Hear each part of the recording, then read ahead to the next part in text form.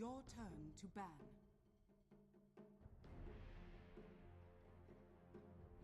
5 seconds remaining.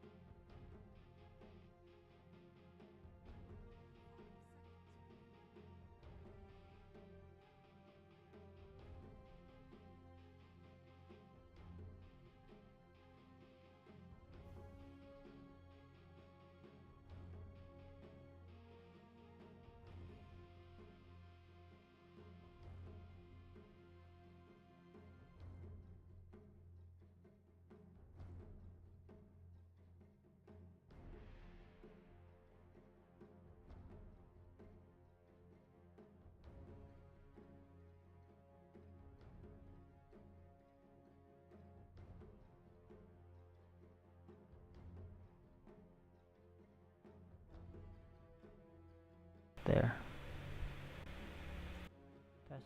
Test mic. Hello. Yes. Use device timestamps. Hello. Yes. What's this? Okay. Okay. Okay. Come on, let's go top. Let's go top there. Yeah. Hello guys.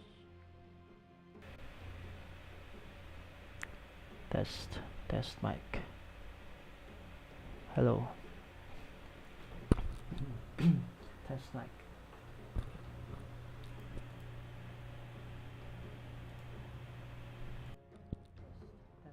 Test mic. Test mic.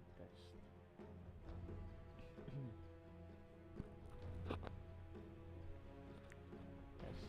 Test mic. Hello. Test mic.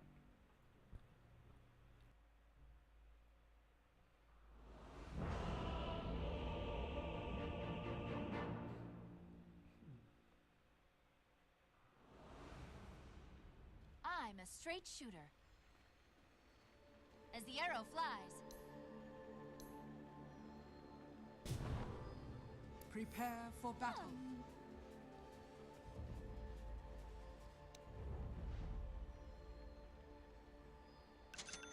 I gust onward.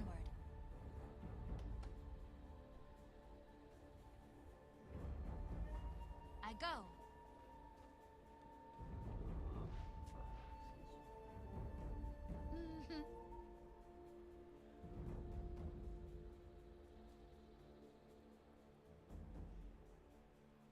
I'm way ahead.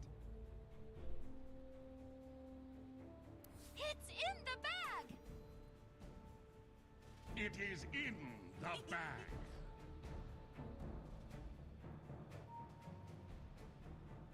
On my way. 30 seconds to battle. On it.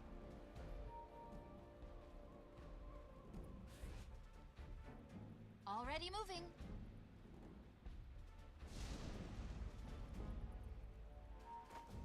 Of course.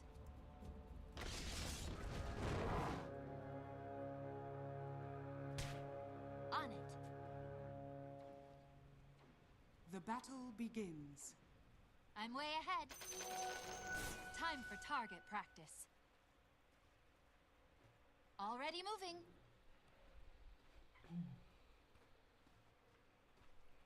As the arrow flies.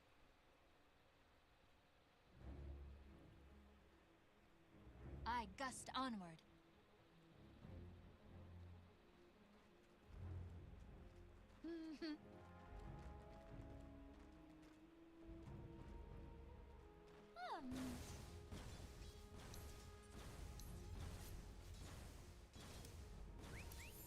On my way.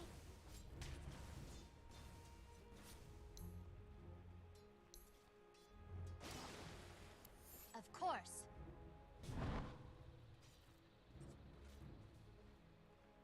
On it.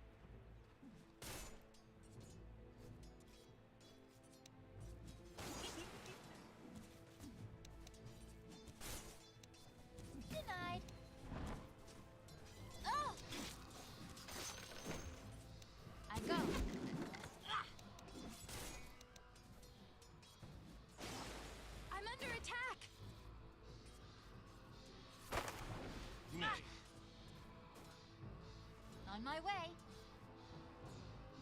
Ugh.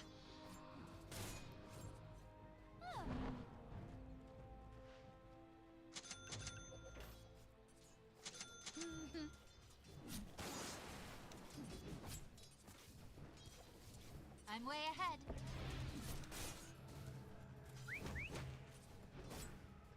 Of course.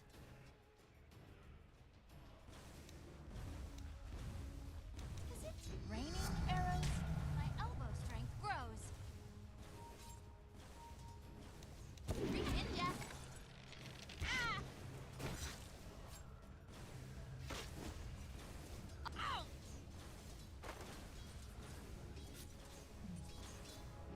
I go.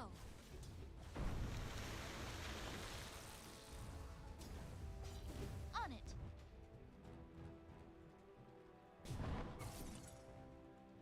Already moving.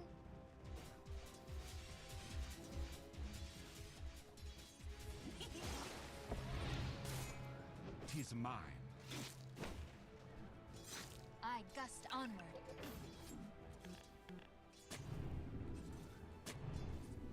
As the arrow flies.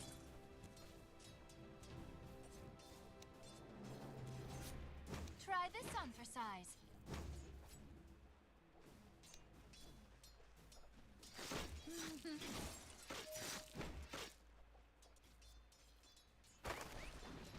Of course.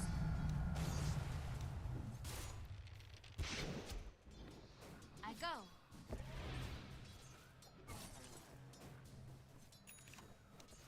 At them.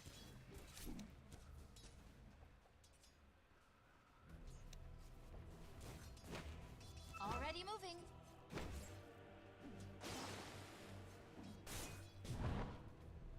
I'm way ahead.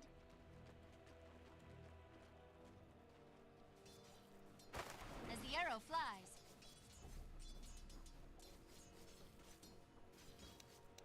Attack! Dire's courier has been killed.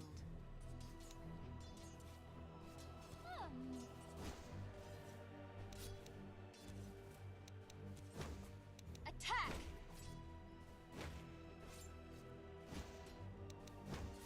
I gust onward.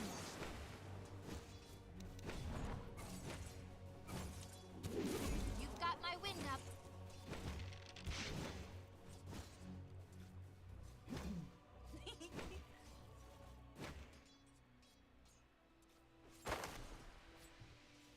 On it.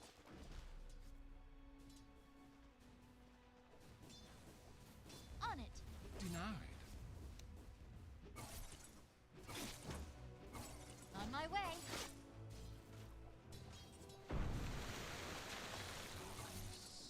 I go.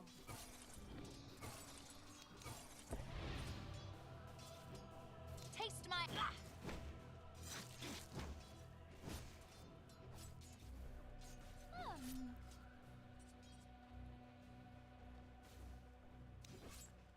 On it.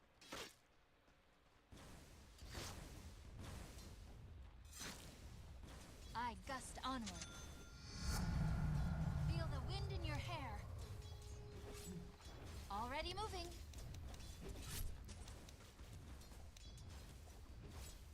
Of course.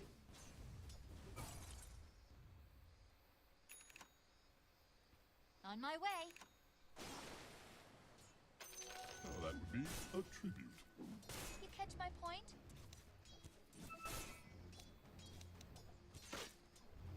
On it.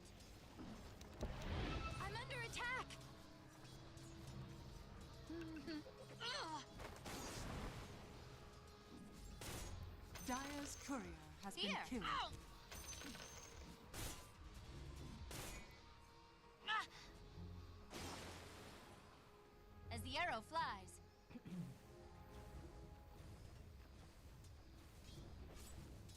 I'm way ahead.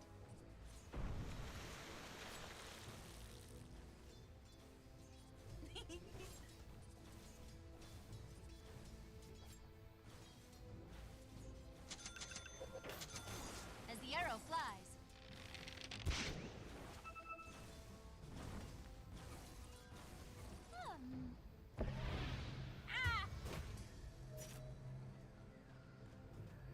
way ahead. I could do with more of that. Already moving.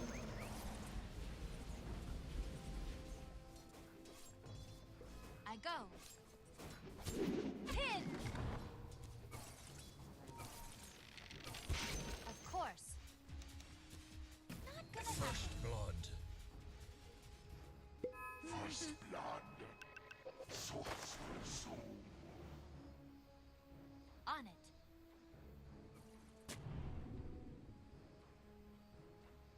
On it.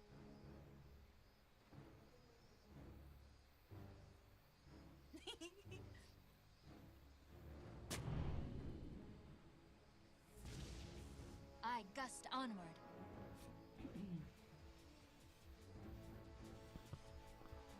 On my way.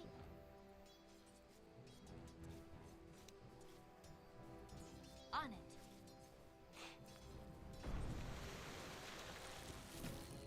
On my way.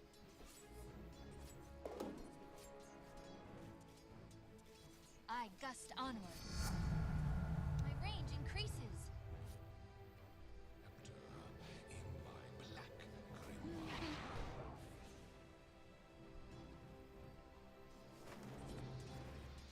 Already moving. Shackle. Oh! I'm way ahead.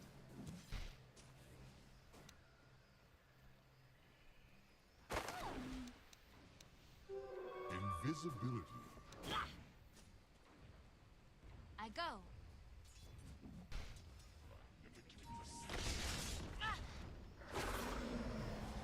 On it.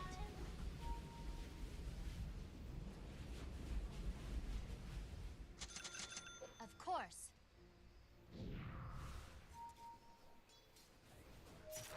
As the arrow flies. Your middle tower is under attack. Not so fast. I run like the wind. I'm way Man ahead. proposes. Dispose. 3 kills, the arrow flies. as foretold by the mad moon.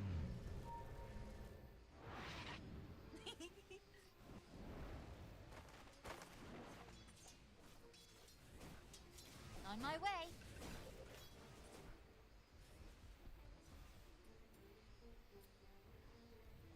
On it.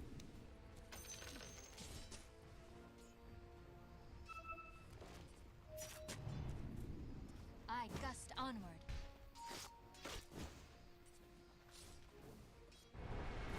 I go.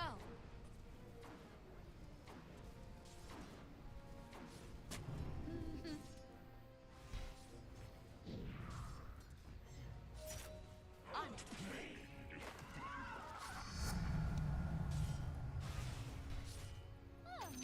Even I Your like bottom a tower good is under bobble. attack.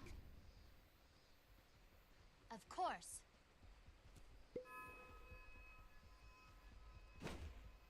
Already moving.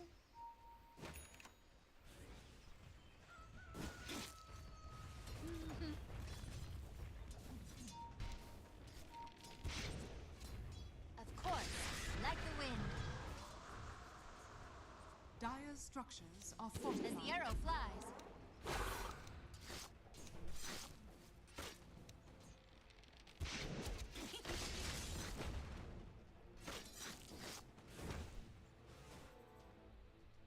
On my way. Double damage.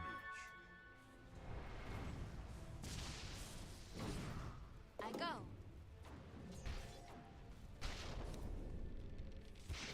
Gotcha!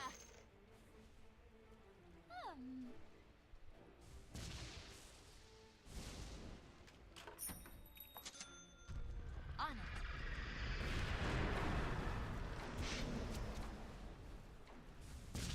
I'm way ahead.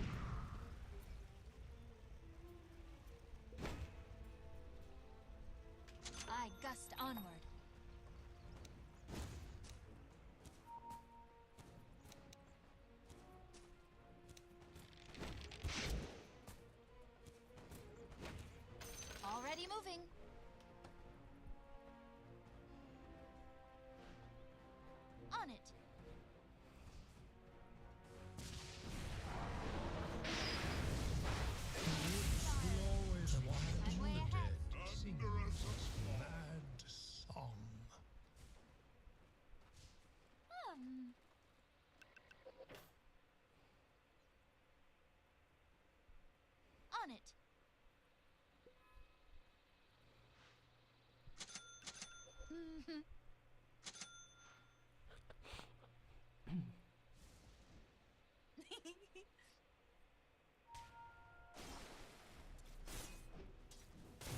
I gust onward.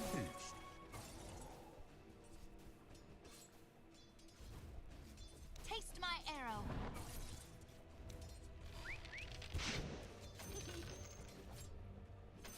A fitting bounty. Of course.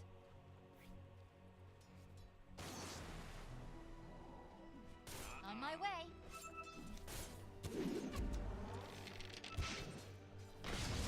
As the arrow flies.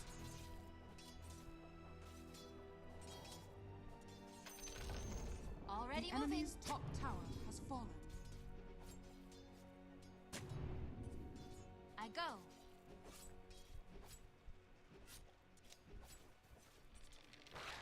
I gust onward. Ninja. Of course.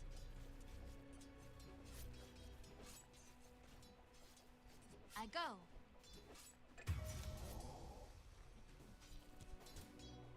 As the arrow flies.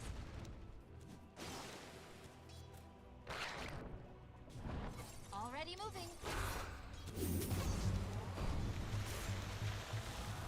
My feet fly. Now that was a failed bolt. I'm under attack. I'm way ahead.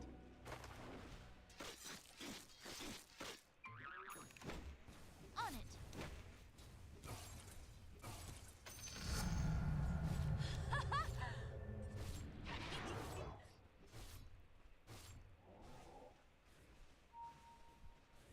On my way.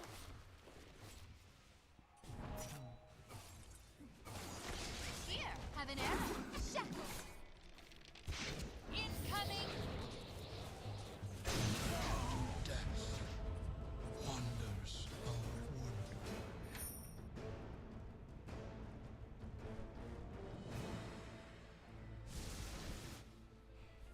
On it.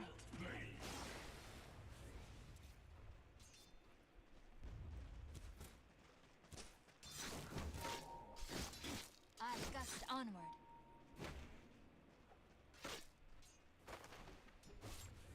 Of course.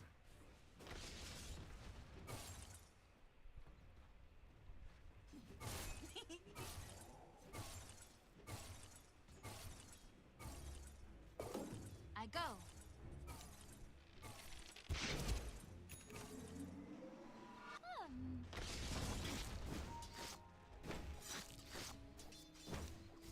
As the arrow flies,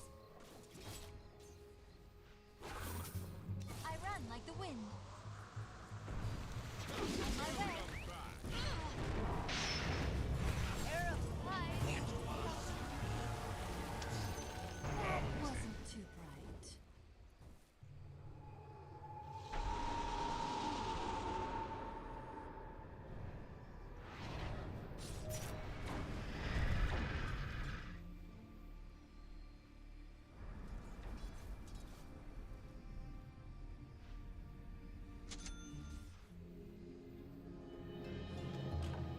Meet the prevailing winds.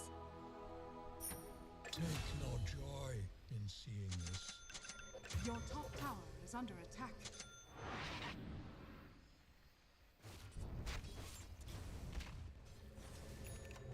Your top tower is under attack.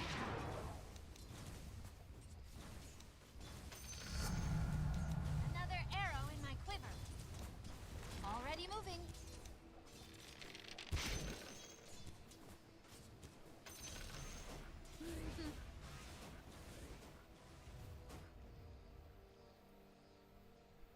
On it.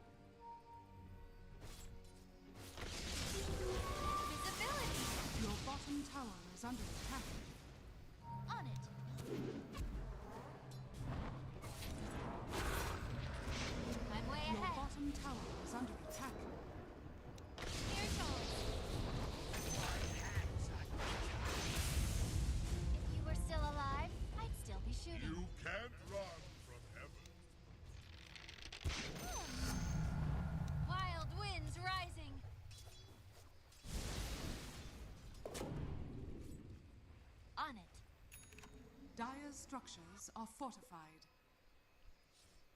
On my way. Your bottom Of tower course. is under attack. Already moving.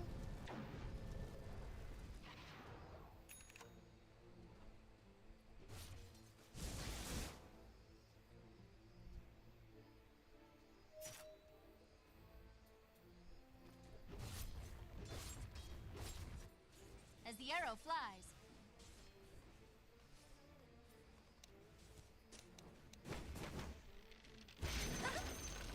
The enemy's middle tower has just fallen. on- Towards the dark.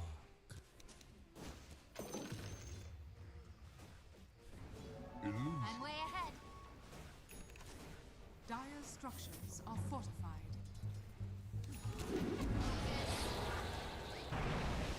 I go. Well, that would be a tribute. I gust onward.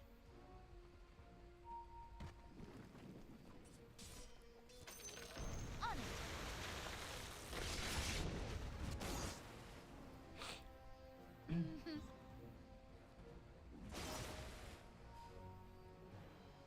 On it.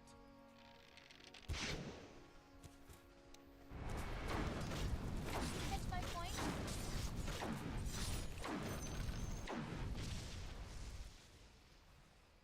Your Already middle moving. tower is under attack. Radiant structures are fortified.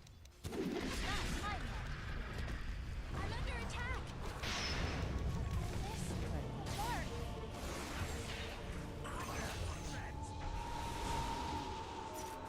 Thunderstruck.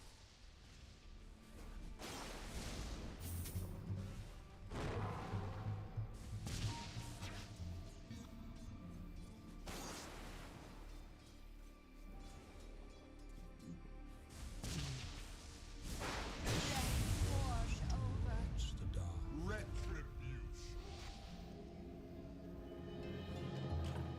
Caught a second wind.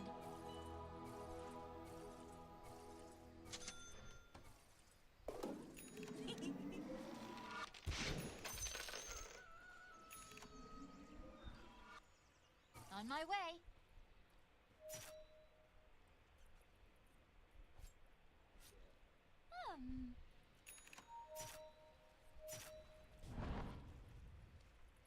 As the arrow flies.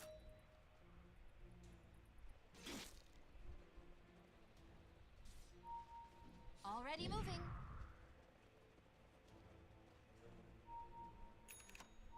I go.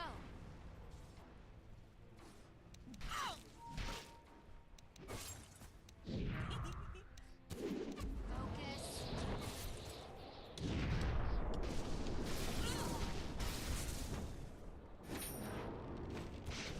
On my way. Your bottom Like the tower wind. is under attack. On it. Pin! Your bottom And- tower is under attack. Your bottom tower has fallen.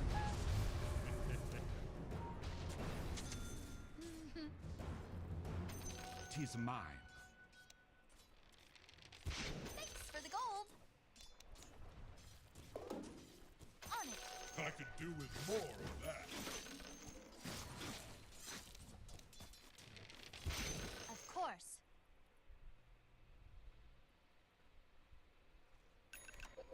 Force staff.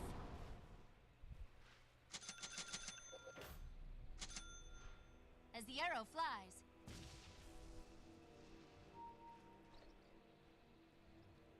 I'm way ahead.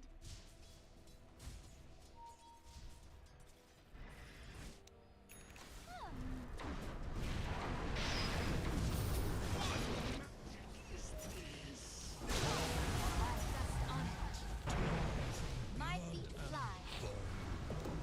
Here goes.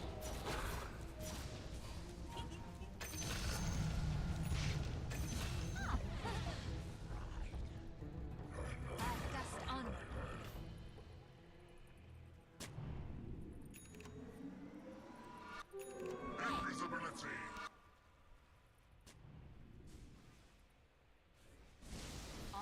moving. Regeneration. Of course.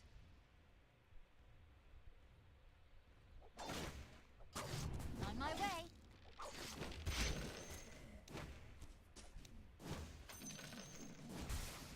On it.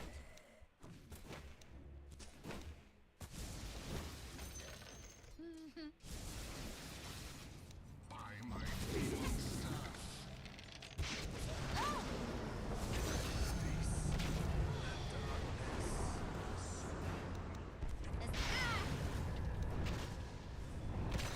Not yet. A story written in On it. blood.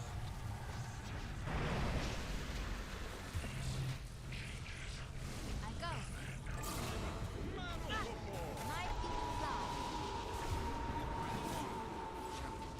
I'm way ahead.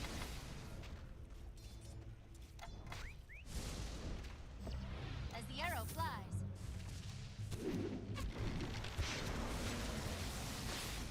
Your top tower is under attack.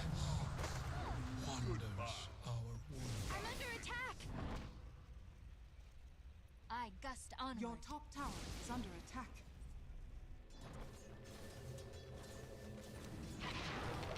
On it.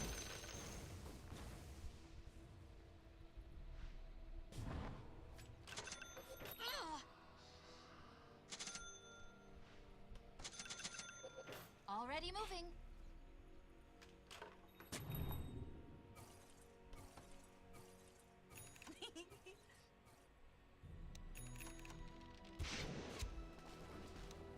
I'm way ahead.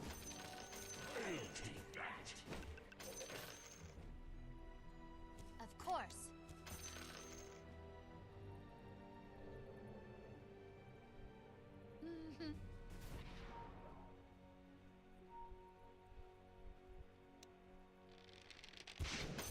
On my way.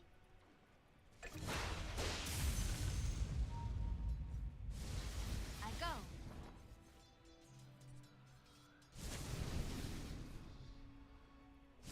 On it.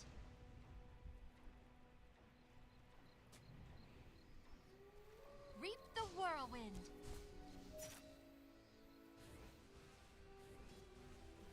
Of course.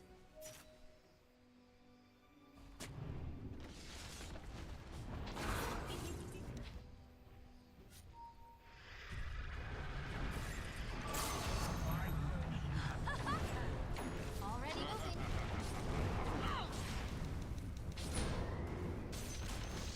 The enemy's bottom tower has fallen. I go.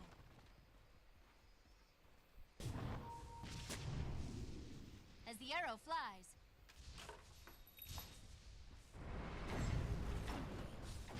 I gust onward.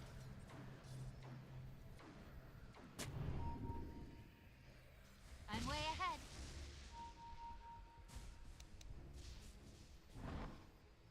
On it.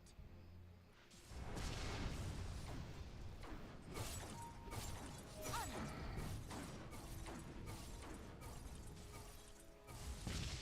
Attack! Incoming!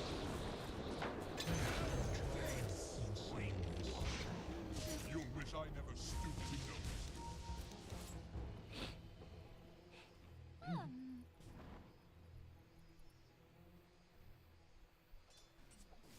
On my way. Radiant structures are fortified. Your top I tower go. is under attack. Already moving.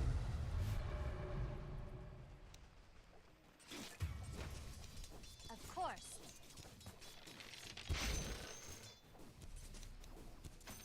You've got my wind up.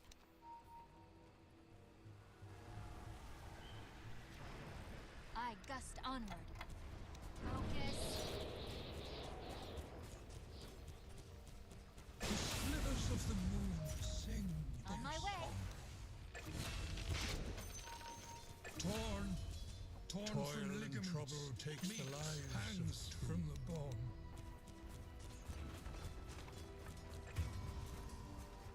I'm way ahead. Beggars die. Another walks under the blade.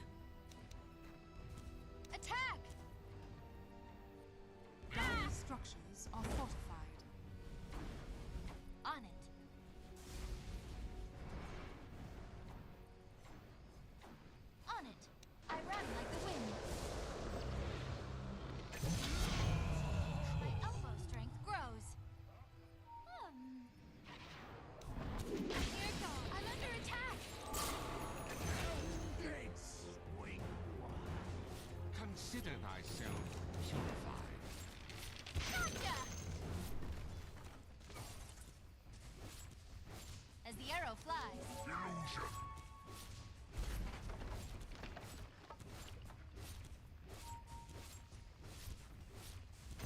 The arrow flies. The enemy's middle tower has fallen. Like the wind.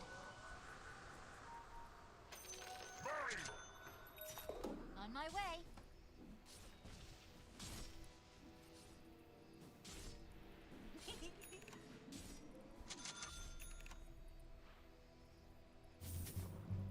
Already moving.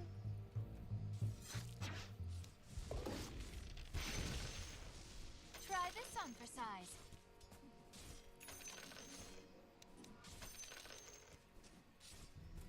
Of course.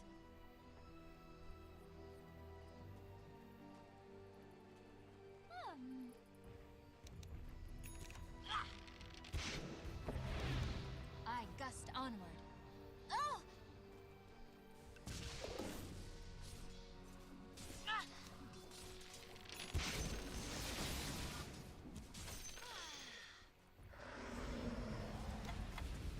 On it.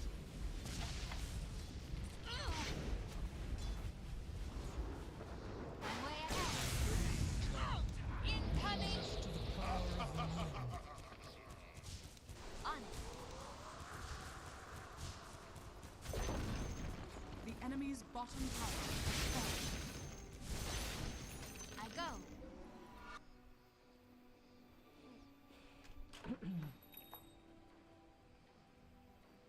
Of course.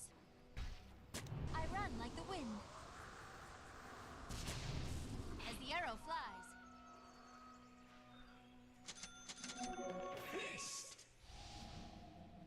On my way.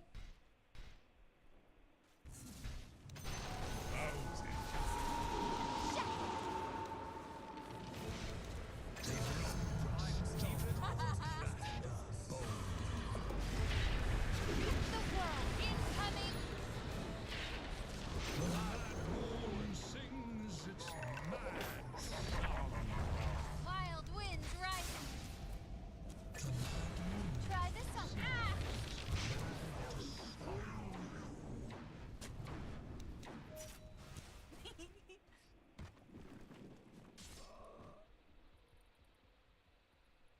On it. Ah!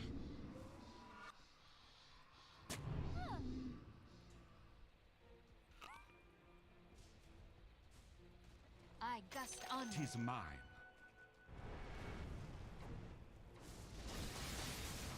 I go.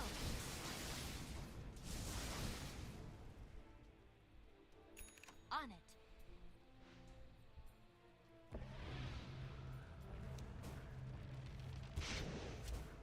Already moving.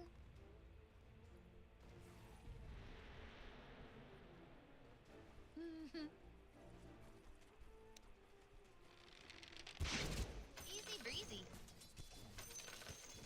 At them. Oh! I'm way ahead. I'm under attack.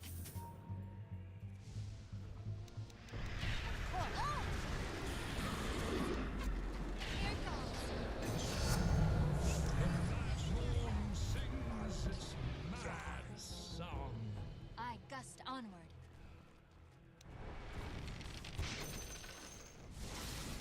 I'm way ahead.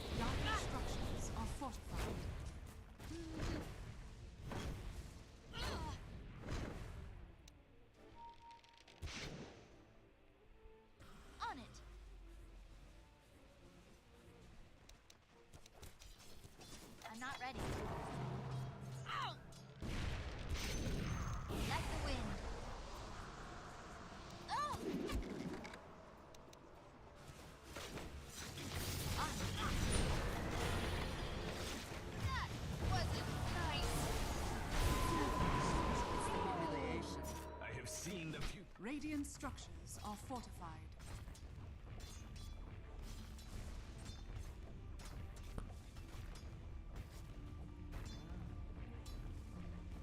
Your soul to crush.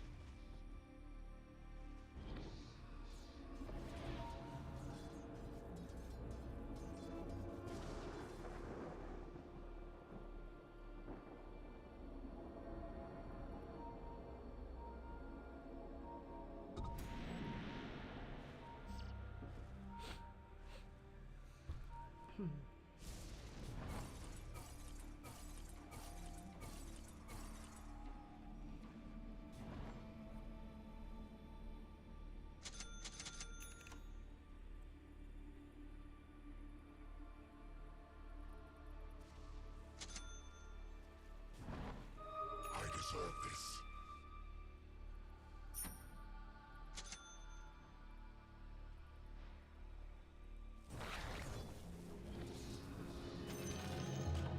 My next arrow will find its mark. I go.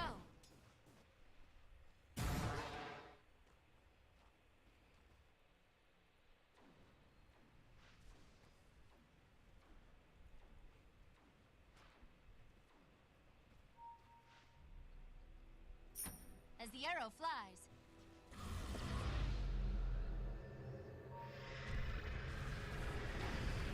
Already moving.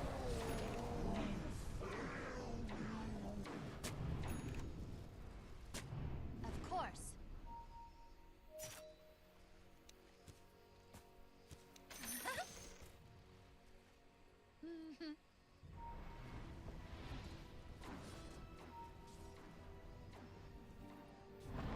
On it.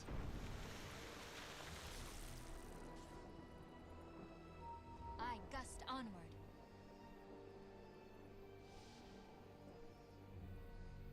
I'm way ahead.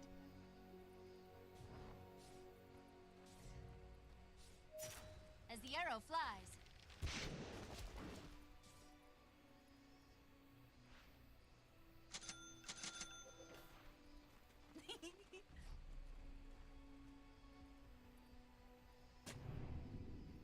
Ah.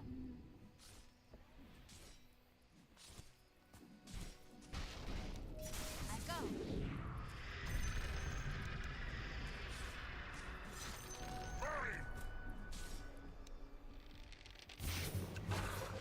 On it. Tis mine. Not quite yet. Another arrow in my quiver. On my way.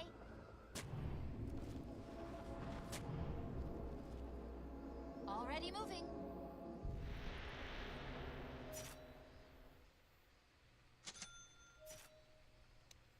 On it. Haste! As the arrow flies.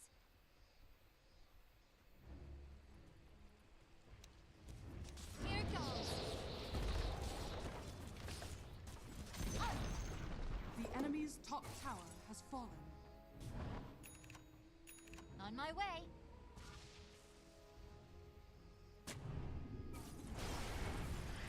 I gust onward.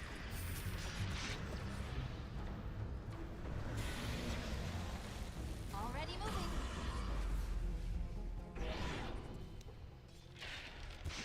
Of course. Not yet. You've got my wind up. I take love. The gods. Quiver. Service.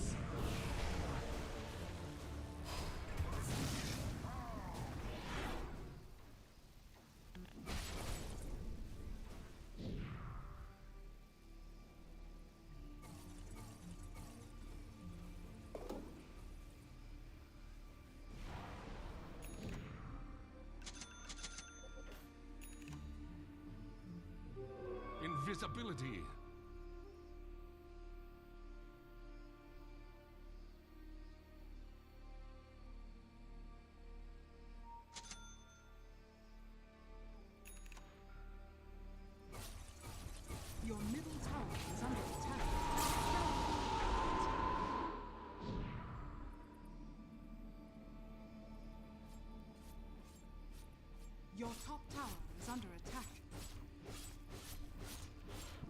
structures are fortified.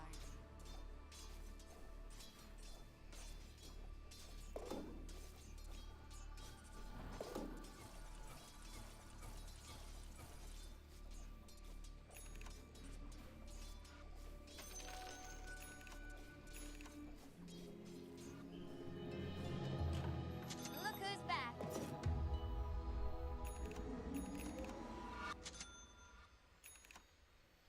Huh.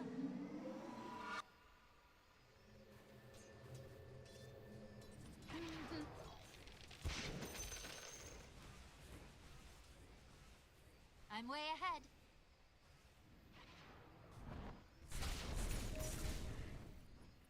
I go.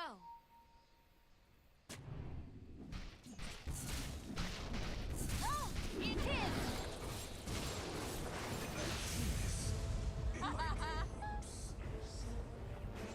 On it.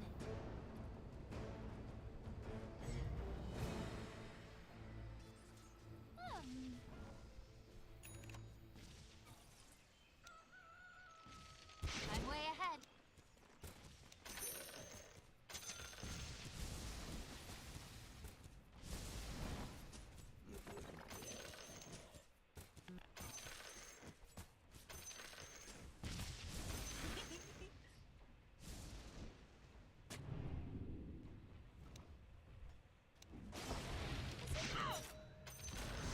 My feet Enemy's fly. middle tower has fallen. On it.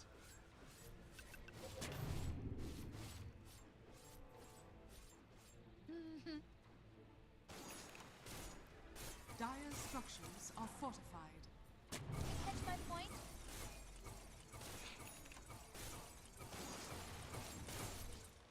Of course.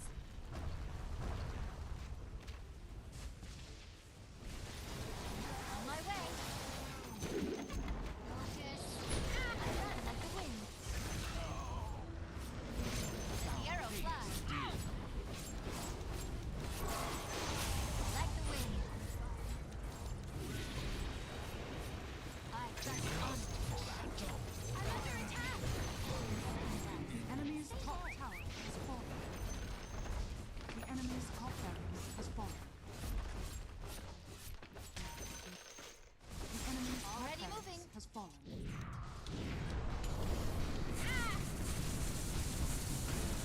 Here, have an arrow. Enemy's Here bottom goes.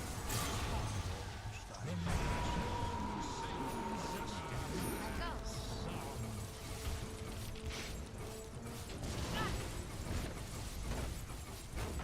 I'm way ahead. Is that all you got?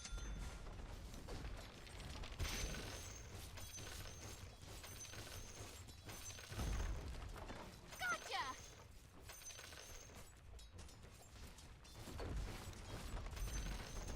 The enemy's middle On. barracks has fallen. Orchid The malevolence. enemy's middle barracks has fallen. We now have mega creeps.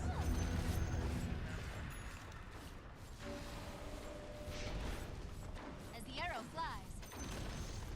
The enemy's middle tower has Peace fallen. is only at sea. Incoming! The enemy's middle tower has fallen. Course. Yep. Oh! On it. Oh! I'm not ready. My feet fly. Radiant victory.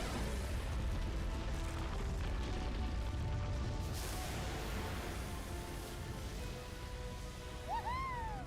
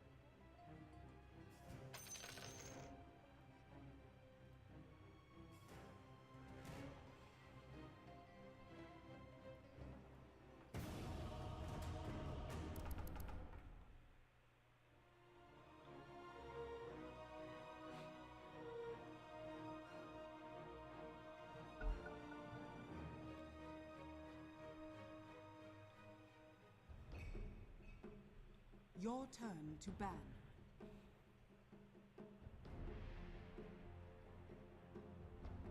Five seconds remaining.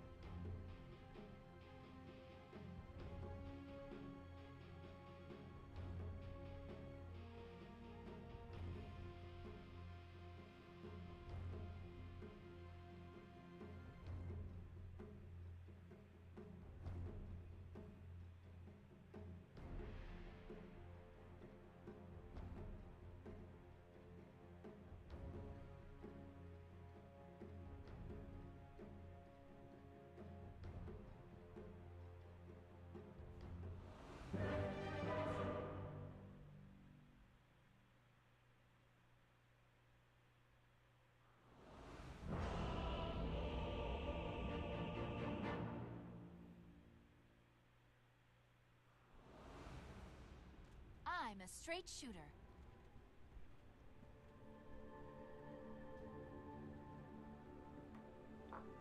I go.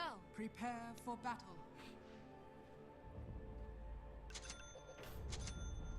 On my way. It's in the bag.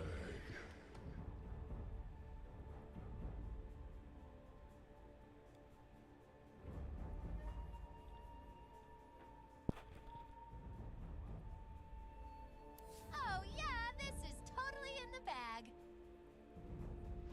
Already moving.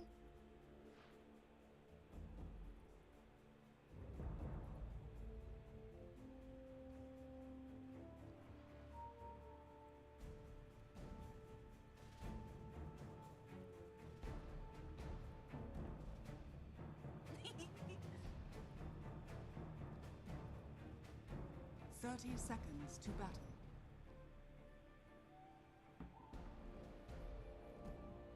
I gust onward.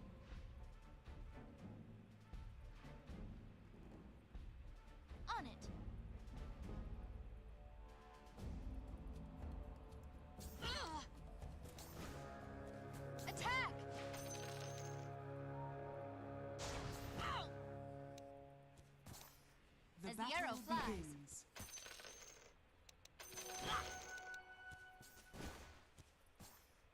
On it. Ah!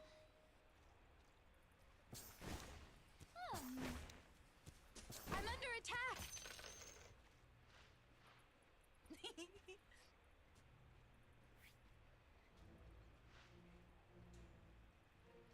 Of course.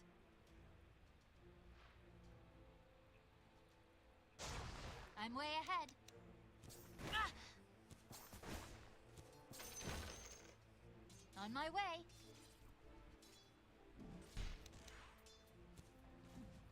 Already moving.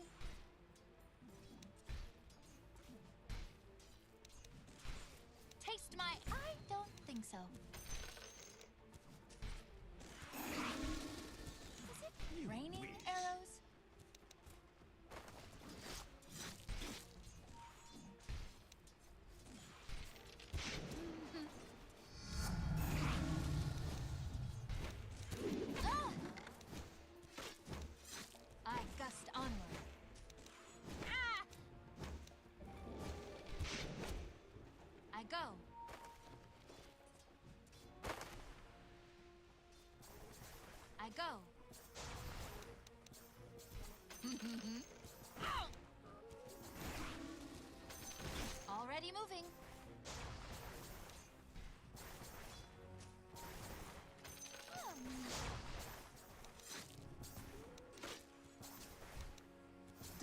courier way. has been killed.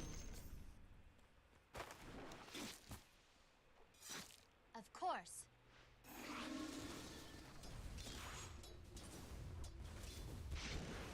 I gust onward.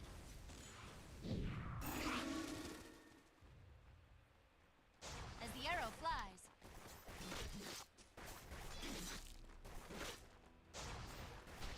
On it.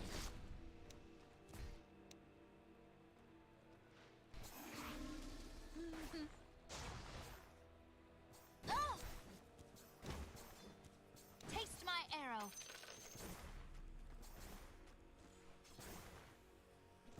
You catch my point?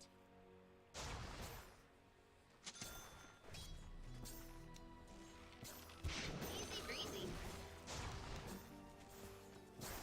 On it.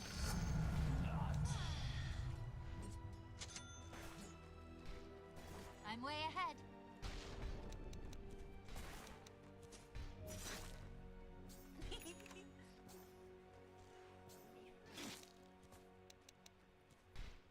On it.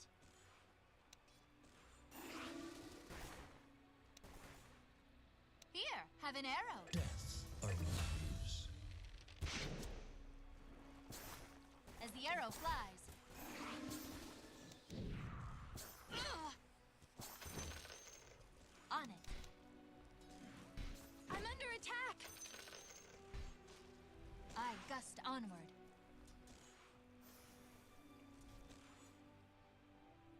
On my way.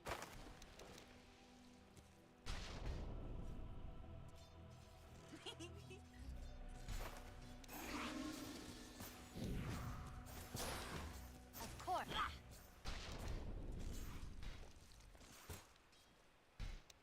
I go.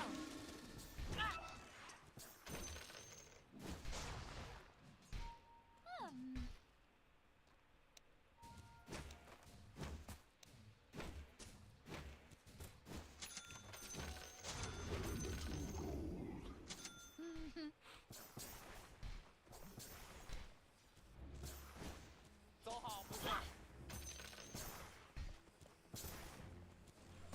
I'm way ahead.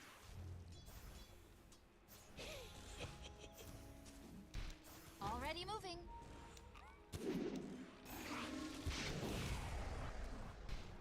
I go.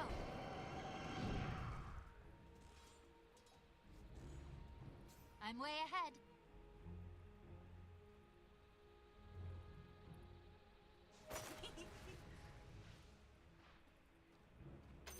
Every coin helps. On my way.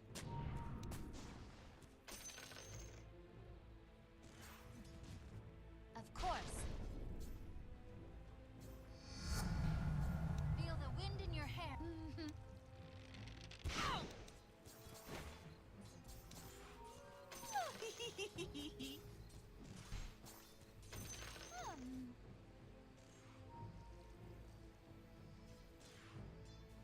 On it.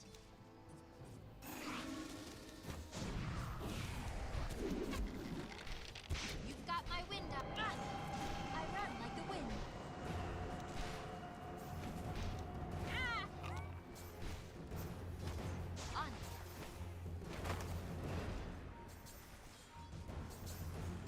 Try this on for size. I'm under attack. As the arrow flies.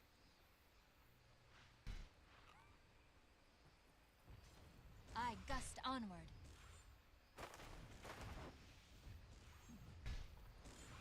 Already moving.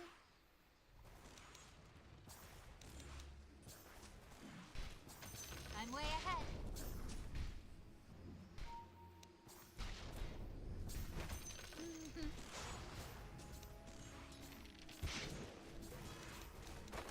Reap the whirlwind. Oh! Attack!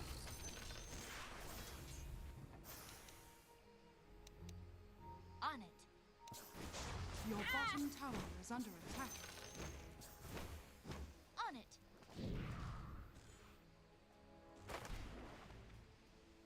Of course. Oh! bottom tower As the is arrow under flies. attack.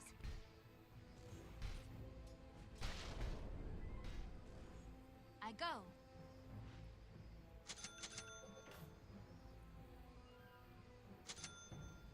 On my way.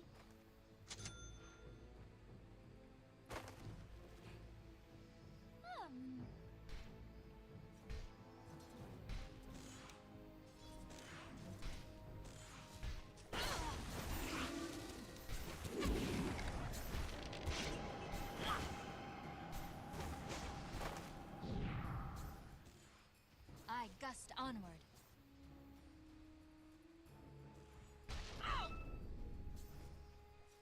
Already moving. My range increased. On my way.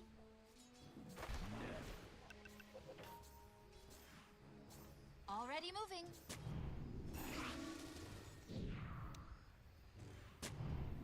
As the arrow flies.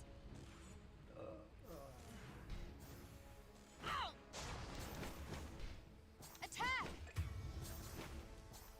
I'm under attack! At them!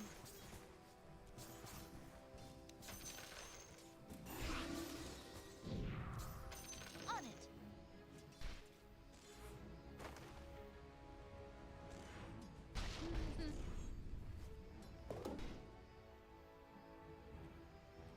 I go. Oh!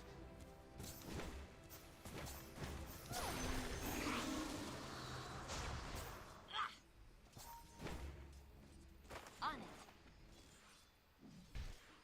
Ah!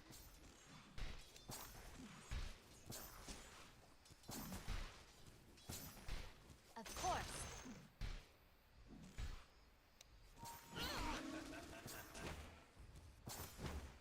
I'm way ahead.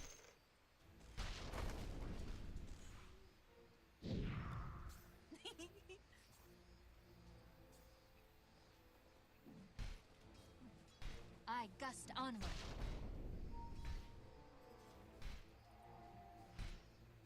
Already moving.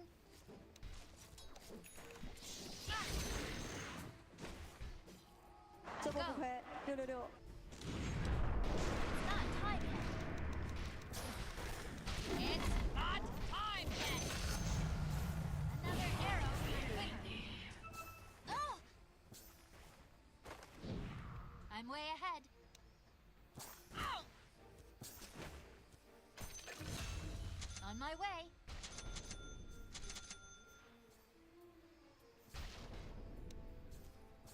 Radiant structures are fortified.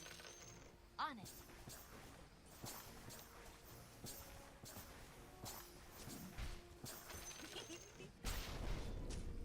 I'm under attack. My feet fly. Of course.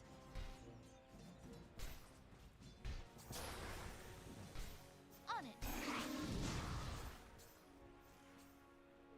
Illusion. I gust onward.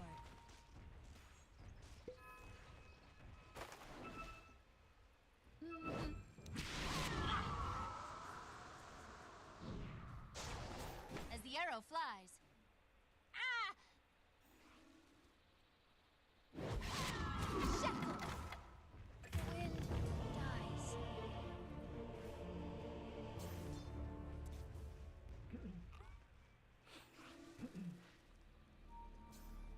Your top tower is under attack.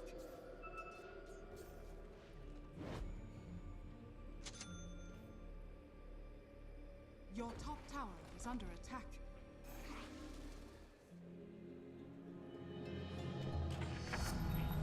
My elbow strength Your grows. top tower has fallen. As the arrow flies. Like the wind. Here it goes. On it. Tied. Your middle tower is under deserved it. attack. I go.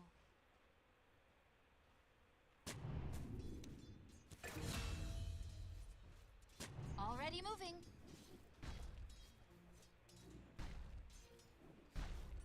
On it.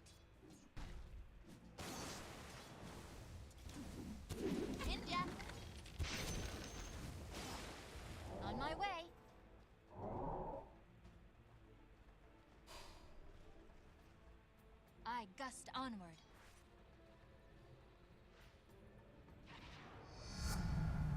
Wild winds rising. I'm way ahead.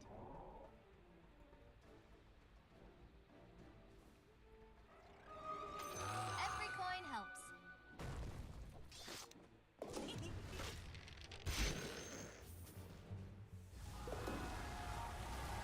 Back course.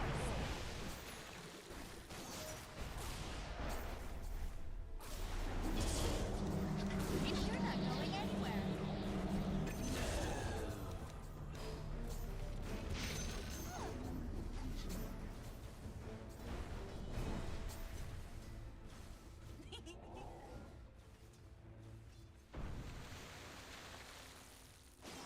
I gust onward.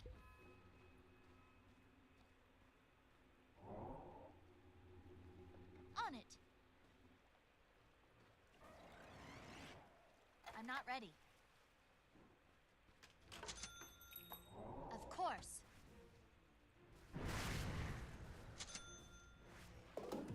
Hmm.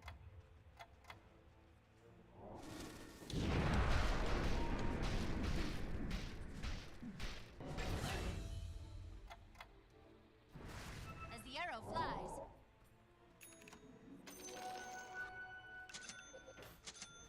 Already moving.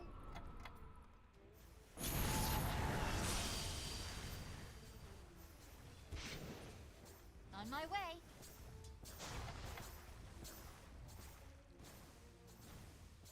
I'm way ahead.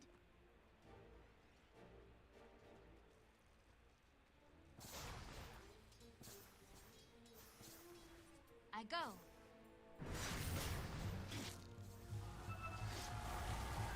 On. Not time yet. My feet fly.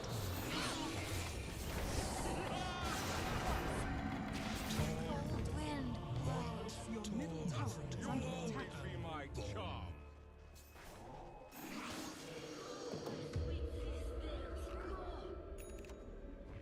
Your middle tower is under attack. Dire structures are fortified. Your middle tower is under attack.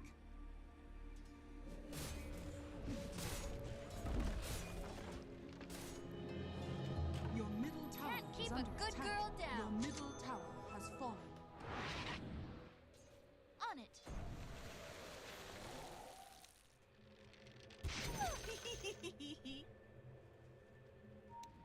I'm way ahead. 这波不亏，666。 Not yet.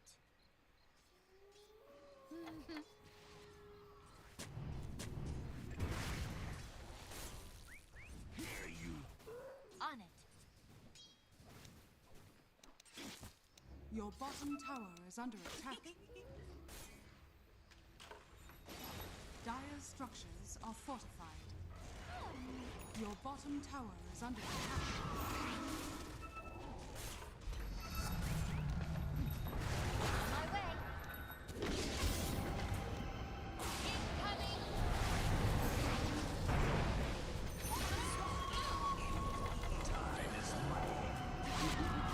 Not timing. That wasn't nice. Your bottom tower is under attack. Step lively now. Your admiral is on board. Your bottom tower has fallen.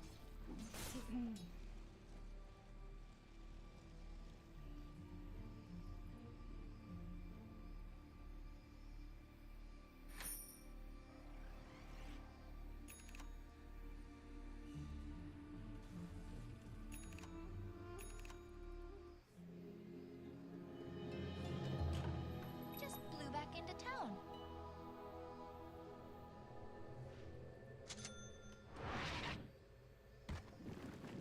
Take my arrow.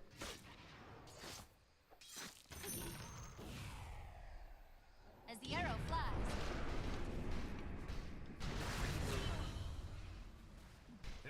I gust onward. The merchant of death wanders our wood. As foretold.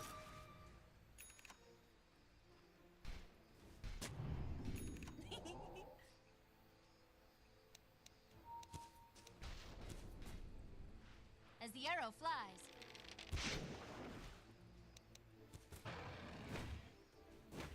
On it.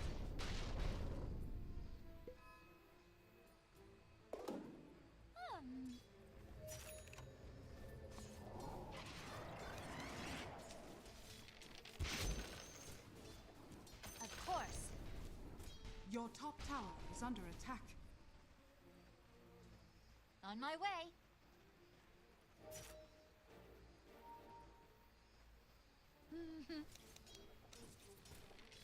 Easy breezy.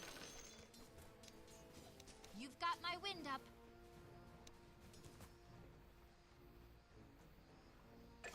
I'm way ahead. Here goes. Radiant structures are I fortified. go.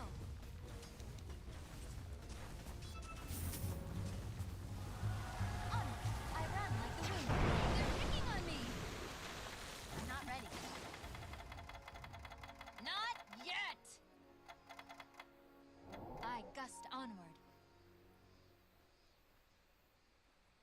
I'm like the wind. Already moving.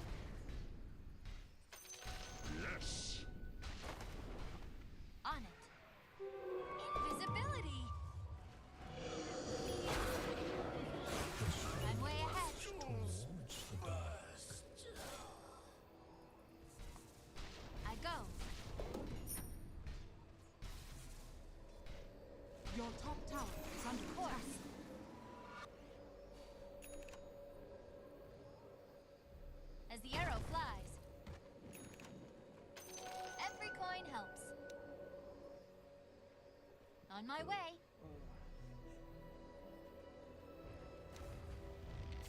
Every coin helps. I run with the wind. Oh!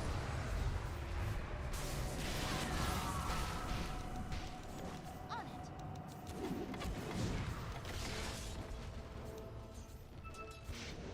Already moving.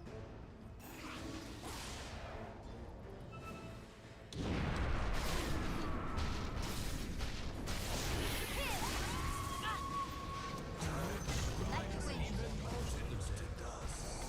I gust onward. Not yet.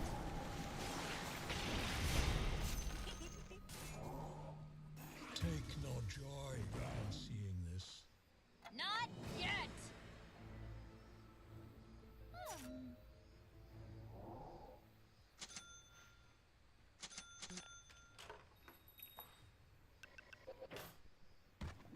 The woods will always Raining want arrows? the dead.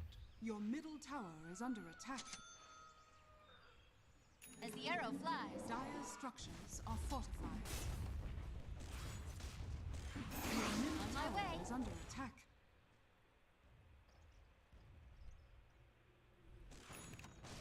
On it.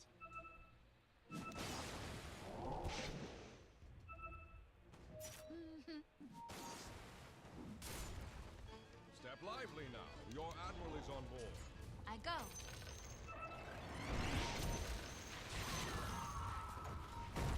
Already moving. I'm not ready.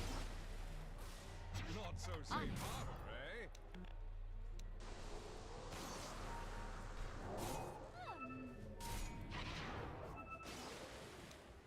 Focus. I'm under attack.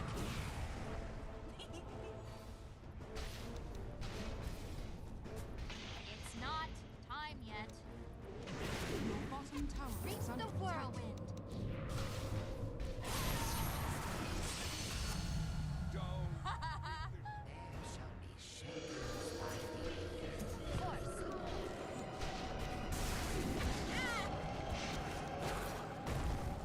I'm way ahead.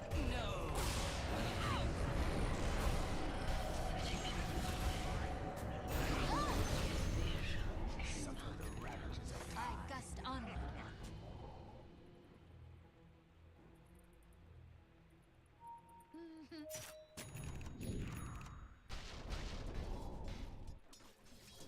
On it.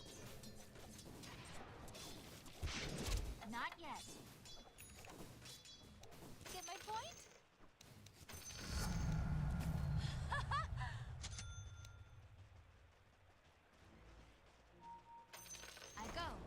enemy's middle tower has fallen. Invisibility. I'm way ahead.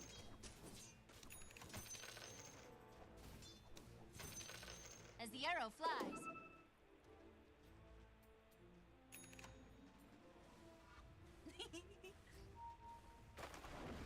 My feet fly. Here goes. Attack! My rage will bring me. On my way. That all you got? Hmm.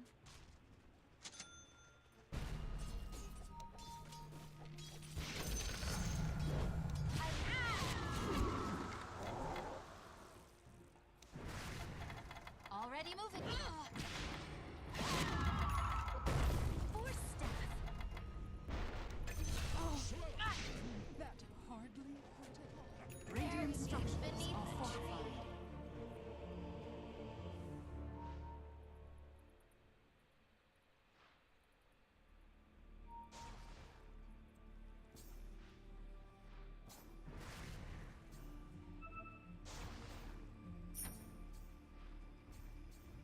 Your middle tower is under attack.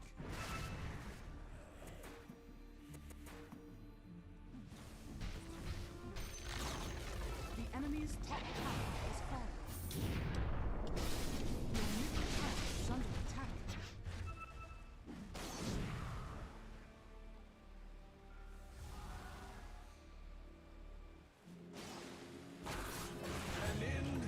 The Wind Ranger returns.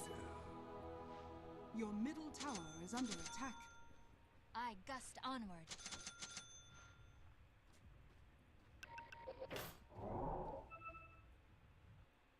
I'm way ahead.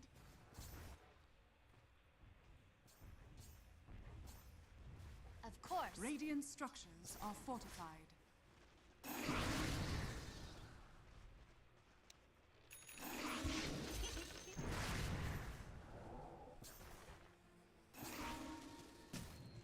Hmm.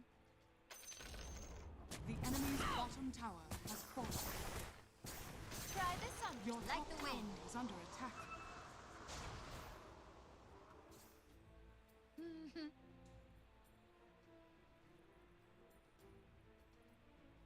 On it. Your top tower is under attack. I gust onward.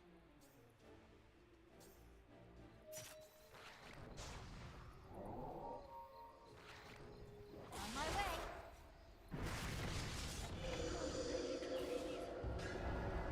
On it.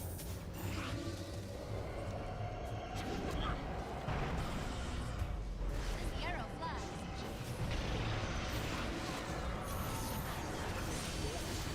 Already moving. I call your gut I'm under attack. 这波不亏，666。 I'm not focused. Ah. I go. Quiver. 这波不亏，666。 soaked ya!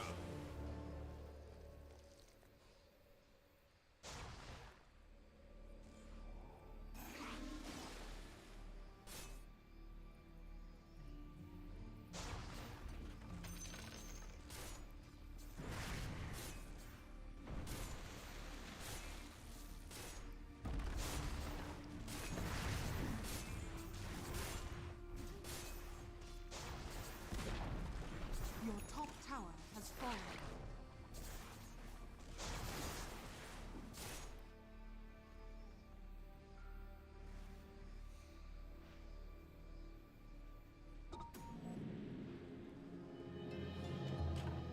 Look who's back. Your top tower is under attack. Attack! It's not time yet.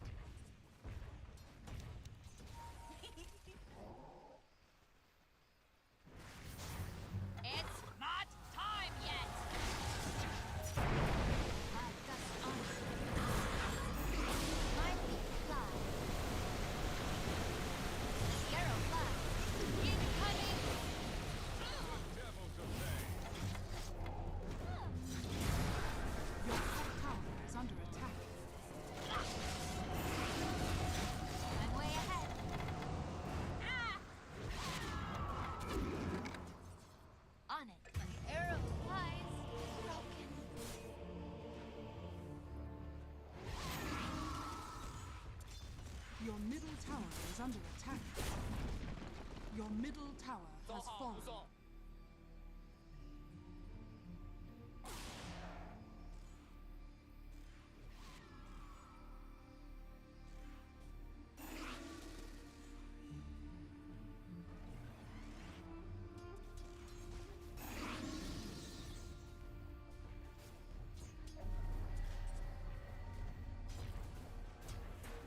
Dire's structures are fortified.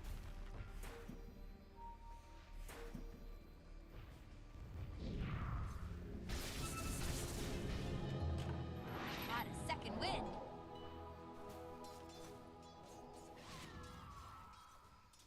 On it.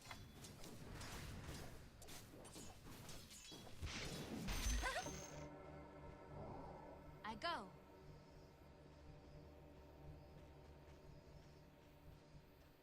Already moving.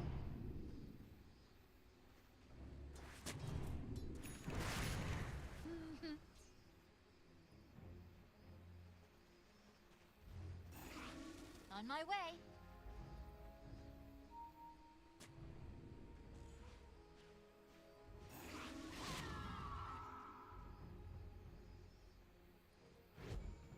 I'm way ahead.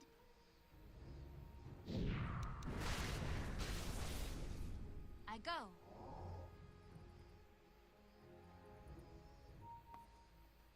On my way.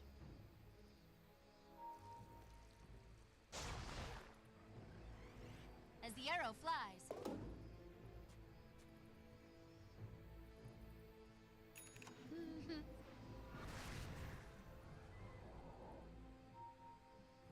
Already moving.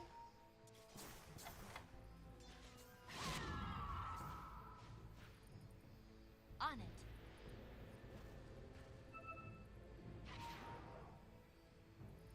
On it.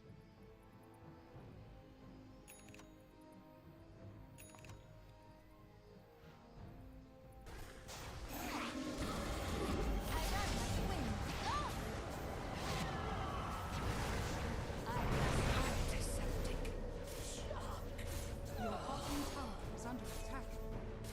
Of course. Your bottom tower has fallen.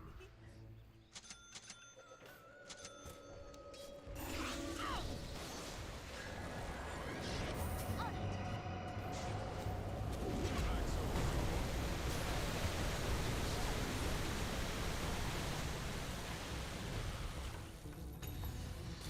I'm way ahead. 这波不亏，666。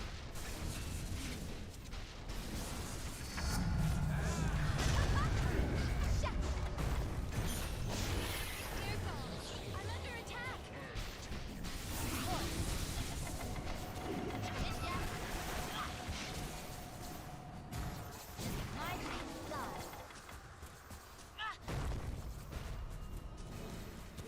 Catch my point?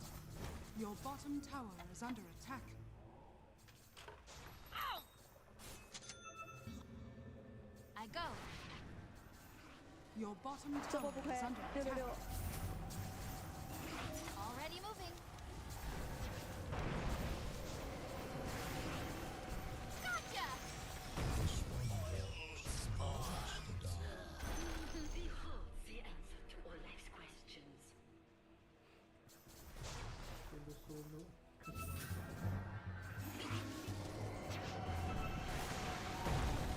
Incoming! On my way. Oh! My elbow strength grows. I gust on it. Not yet. On it. Step lively now. Your admiral is on board. Ugh.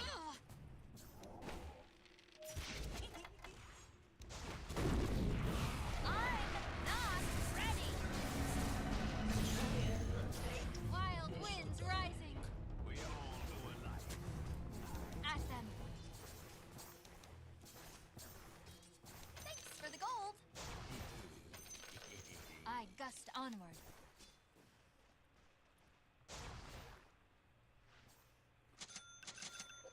As the arrow flies.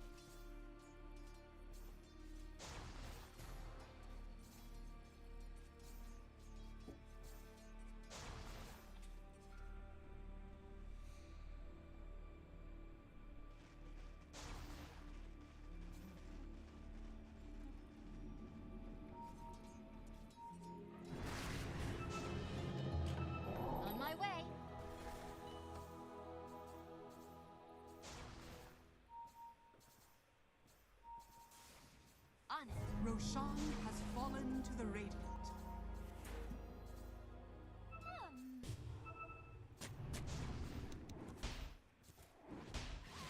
I go. I'm under attack.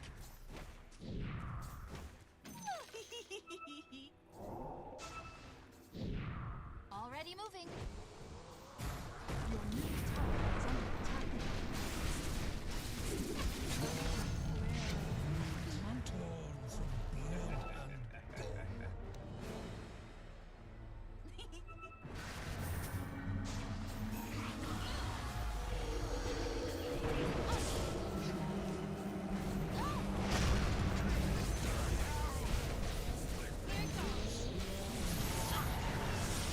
Torn from blood and bone. Here it goes.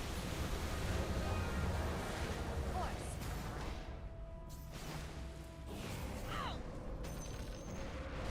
Here, like the wind. Pin. I'm not ready. Stomp over Peace breath out. of bone. I'm way ahead.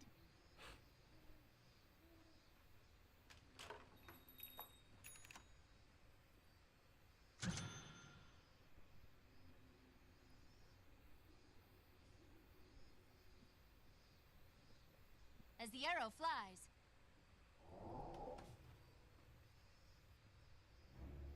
I go.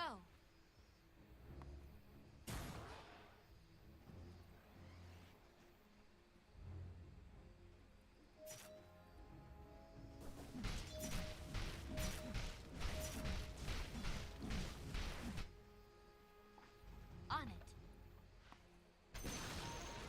The enemy's middle tower has fallen. On my way.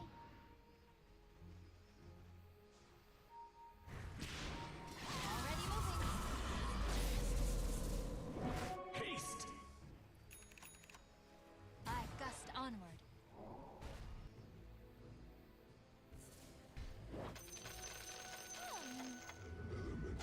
My feet fly.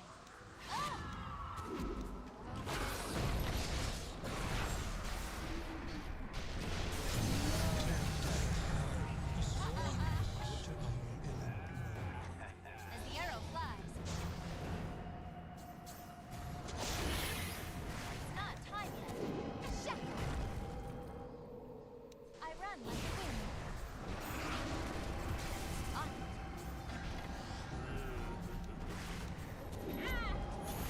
Like the wind. On it.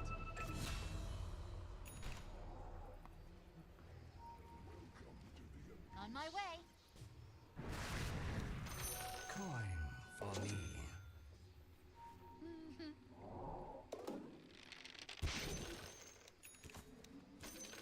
I go. Orchid malevolence. Already moving.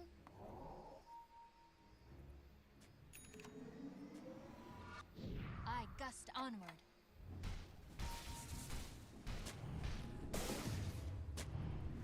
Of course.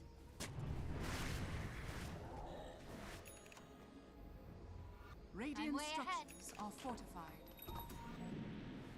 I'm not ready.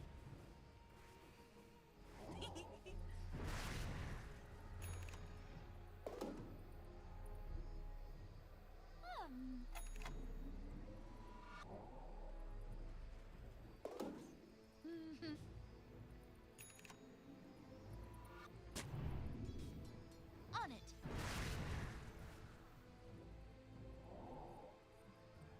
As the arrow flies.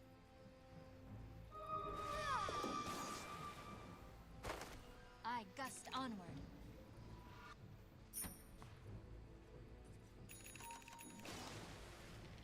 Already moving.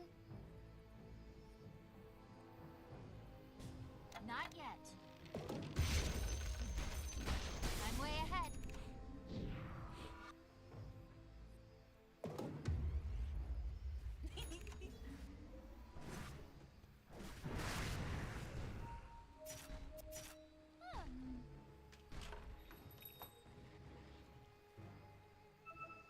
On it.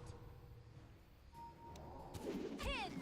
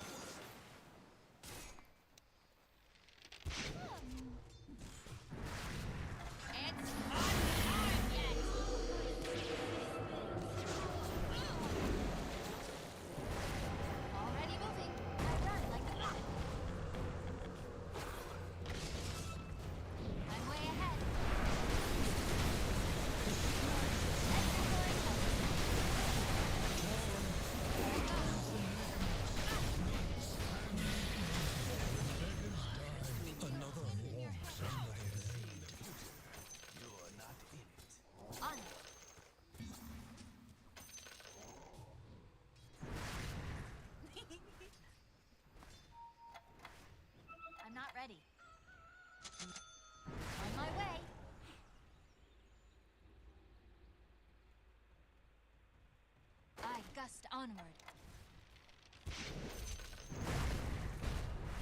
Regeneration. Step ahead. Here goes.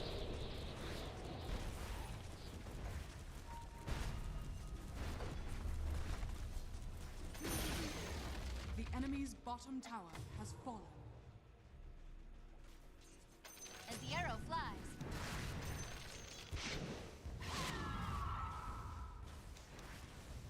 Of course.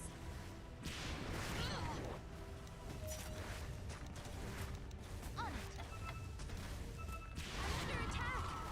Incoming. As the arrow flies. The enemy's bottom tower I'm way ahead. Long live your Oh!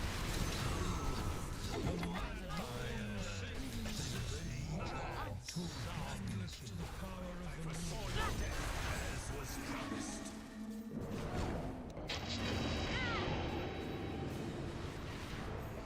Not yet. Like the wind. Say mom, eh? I'm not ready. I go.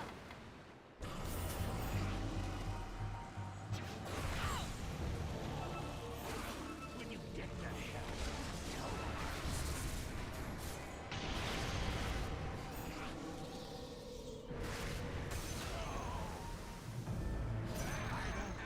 The enemy's top tower has Fears fallen. me.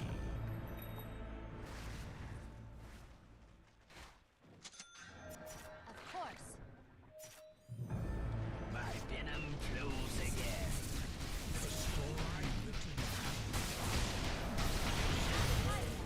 Threats the dark as it is written. I gust onward. On my way, my feet fly. Here goes. Oh! I run like the wind. Radiant's Already turret moving. has been killed. Not ready. My feet fly.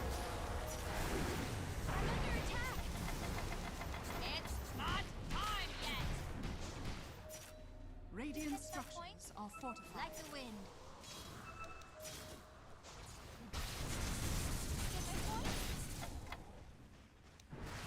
As the arrow flies. Not yet. I go. Yes. Chop, welcome.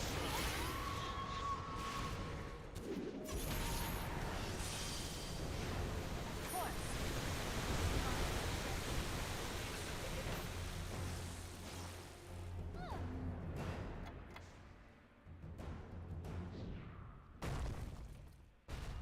I gust onward.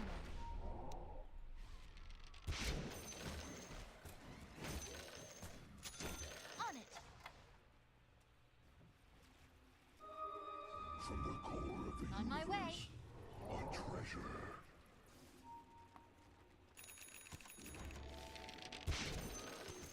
At them.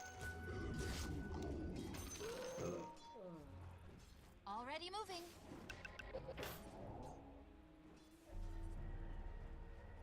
On it. Regeneration.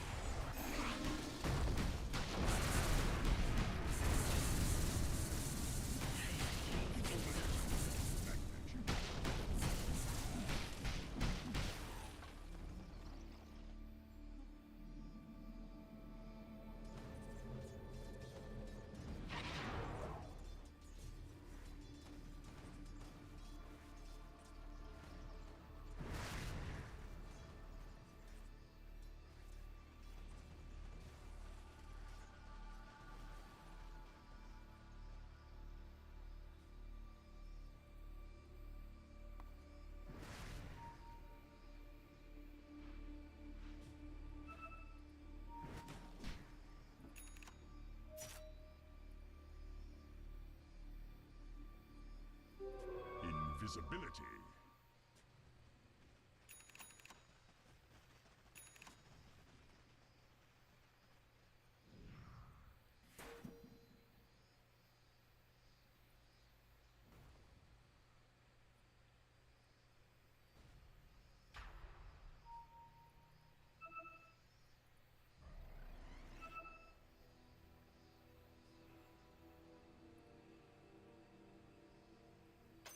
Roshan has fallen to the die.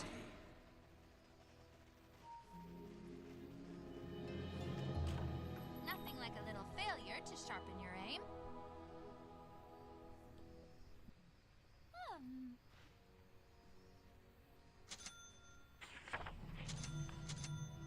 On it.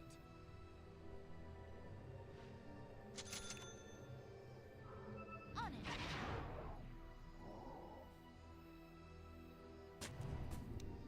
Of course.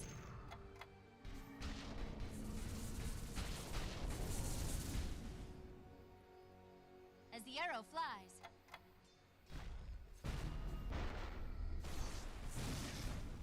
I go.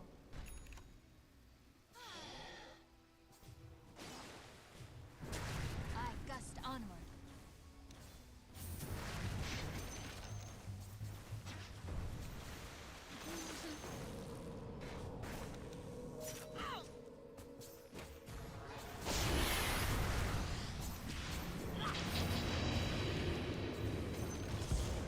Already moving. Ah! Incoming. Radiant structures are On my way. I'm under attack.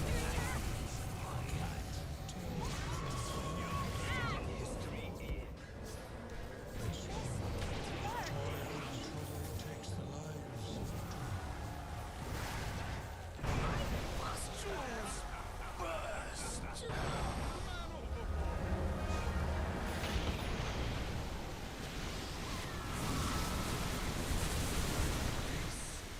The darkness.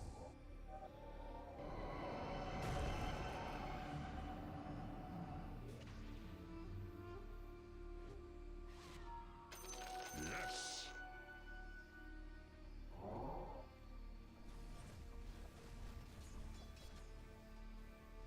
Your middle tower is under attack. Dire structures are fortified. Your middle tower is under attack.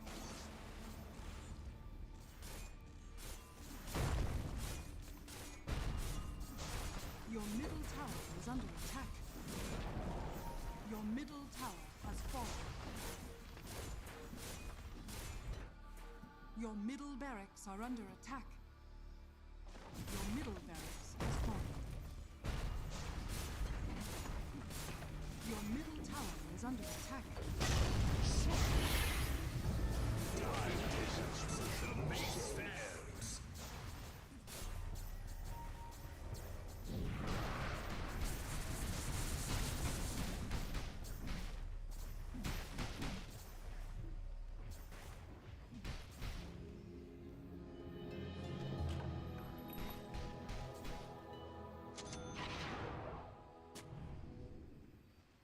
Of course.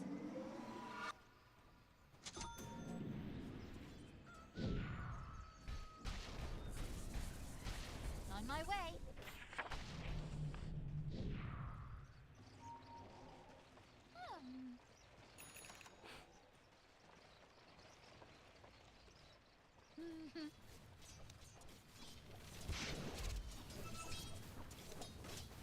I go. I run like the wind.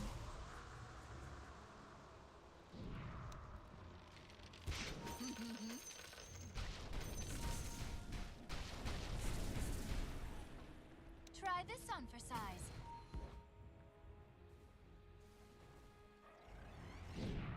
Already moving.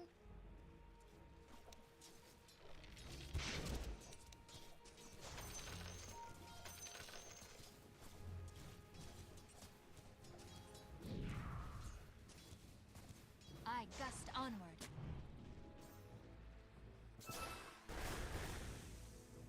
On it. Ah!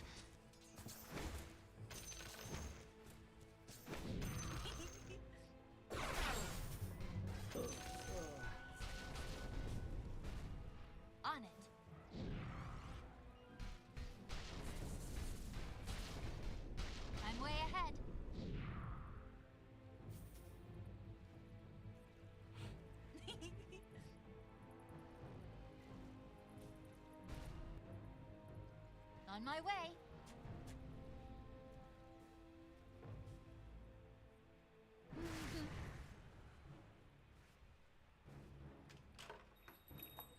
I'm way ahead.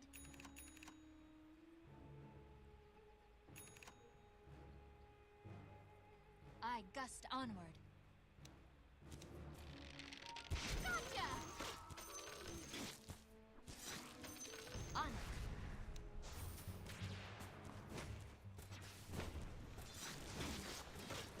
Already moving.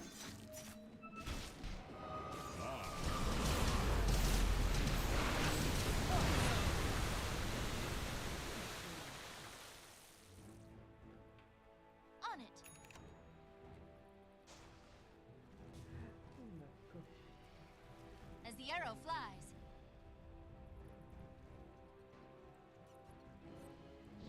I go.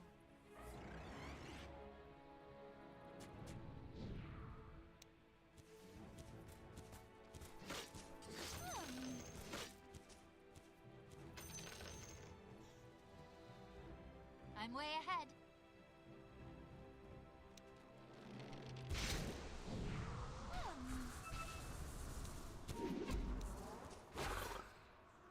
I'm under attack. Of course. Incoming. Already moving.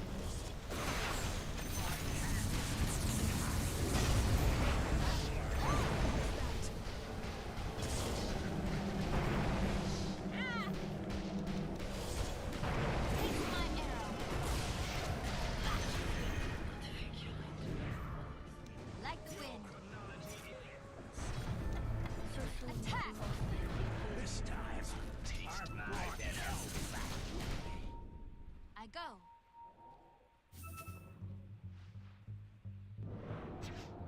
I gust on my feet fly.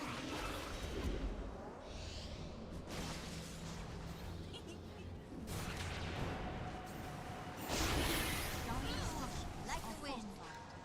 Ninja. Out! As the arrow flies. Not so safe. Wind blows. Time is money.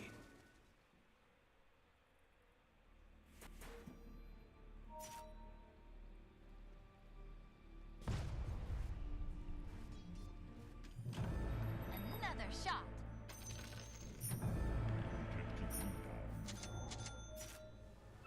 On it.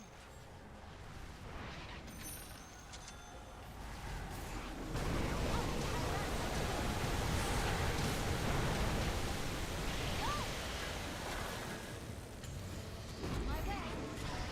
Here goes.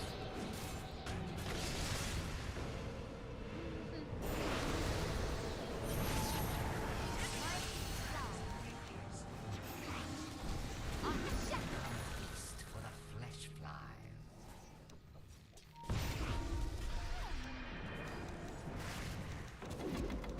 Not more. Great circle. As the arrow flies, my feet fly.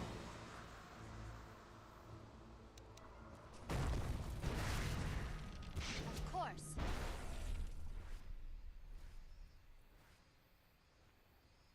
Already moving.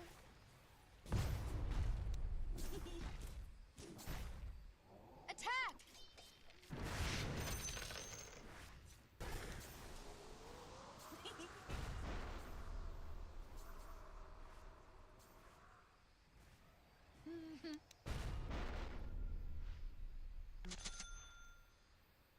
On my way.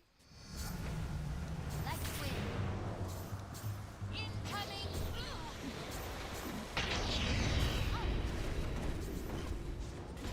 Not time yet. I'm way ahead.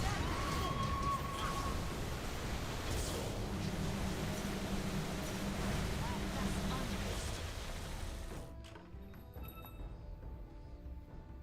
I'm under attack.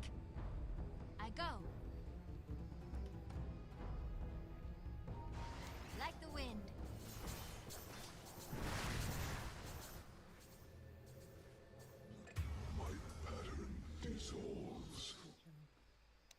run like the wind.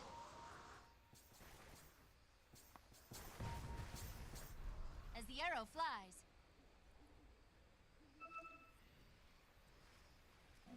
Regeneration. Is it raining arrows?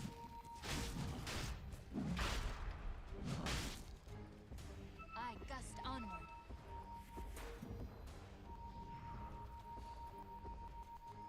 On my way.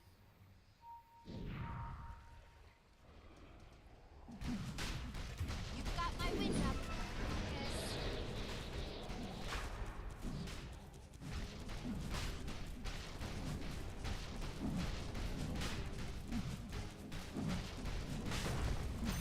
Roshan Way has ahead. fallen to the dark. Immortality.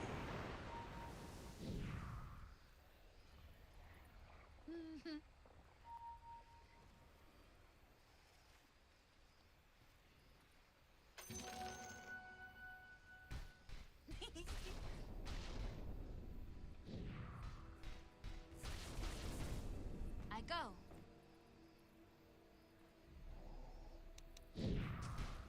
Dire's Gotcha! turret has been killed.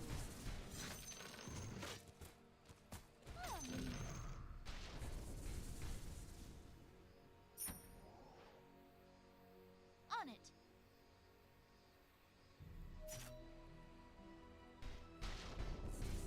Of course.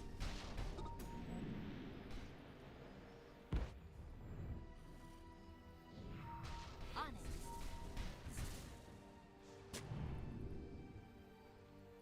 Already moving. My feet fly.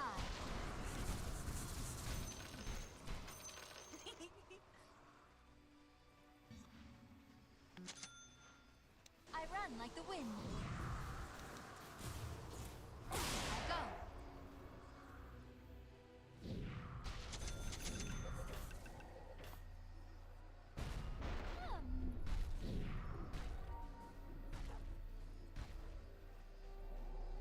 I gust onward.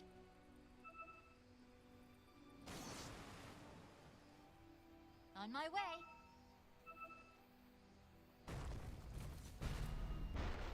I'm what my feet fly. As the arrow flies.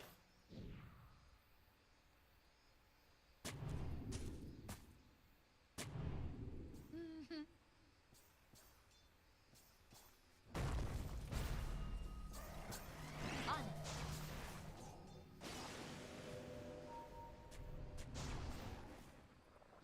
On it.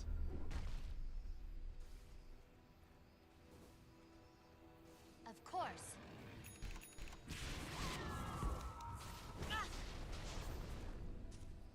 Of course.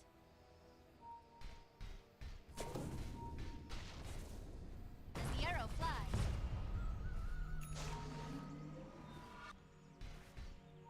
I go.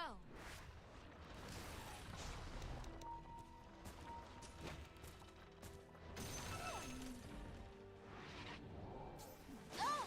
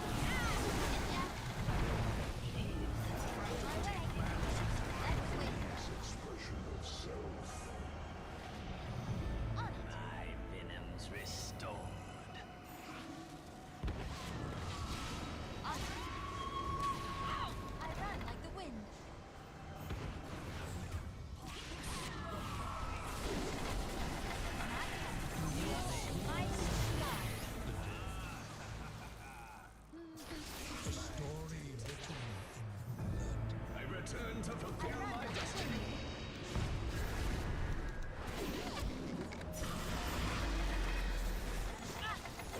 Like the wind.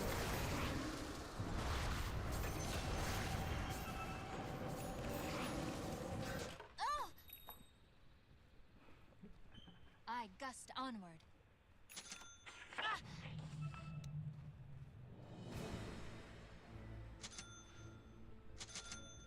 Of course. My feet fly.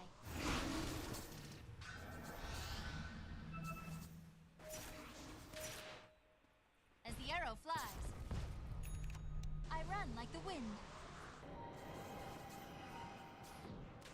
I go. It's not like the wind. I'm way ahead. Ow! My feet fly. Incoming! The enemy's middle tower has fallen. Here, have an arrow. The enemy's top tower has fallen. The enemy's middle barracks has fallen. Already moving. The enemy's middle tower has fallen. An eternity of embarrassment. On it.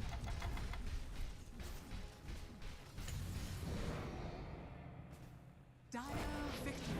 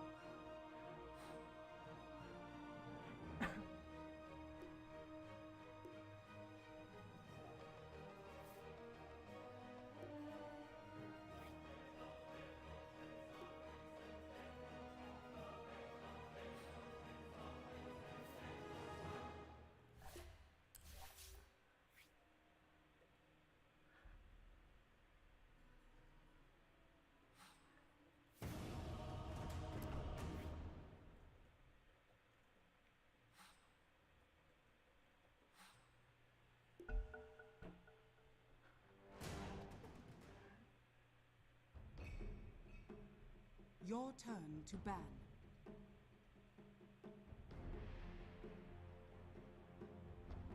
Five seconds remaining.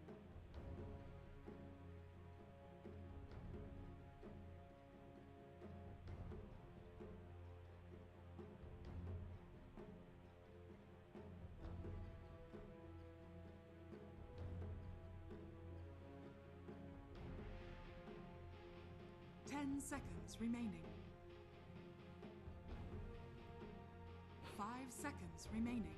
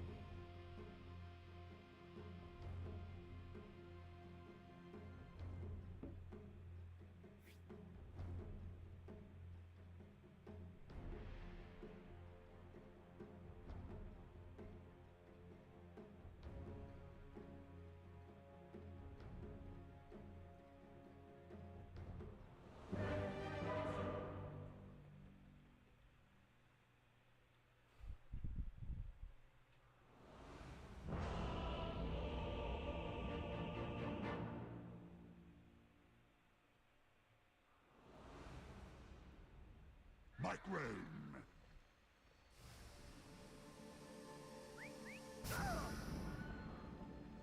Forward! Prepare for battle.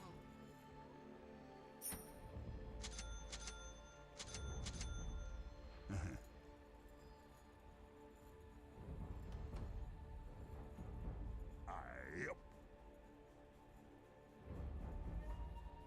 May the light keep you.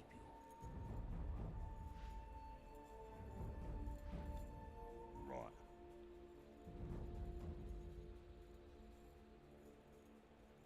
Yes.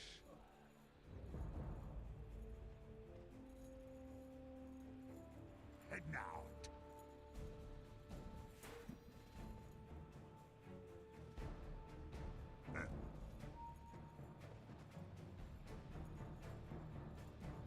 You got 30 seconds to battle.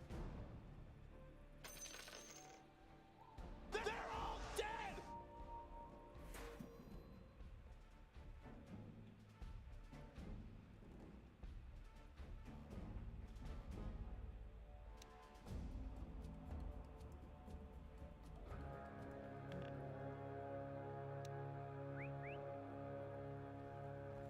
Here I come. The battle begins.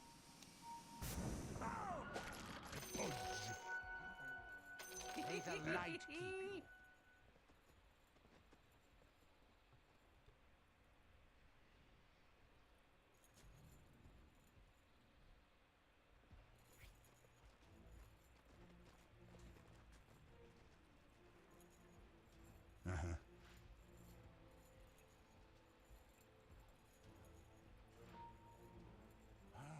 Good idea.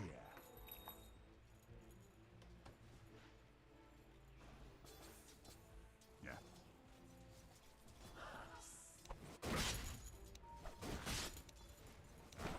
Yeah. Free, I mean. Hi, hi. The first of you has died. First blood! My quest begins auspiciously.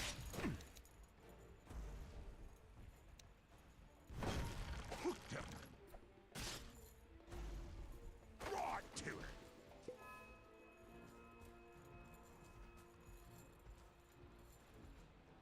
Waiting in.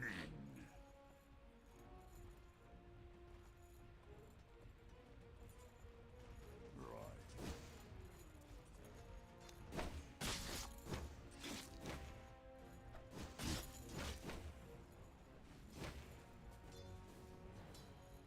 Whatever.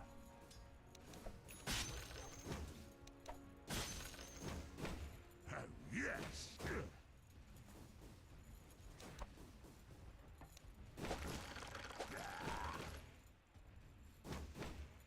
Coming through!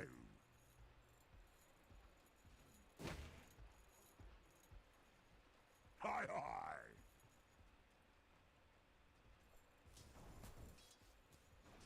Forward!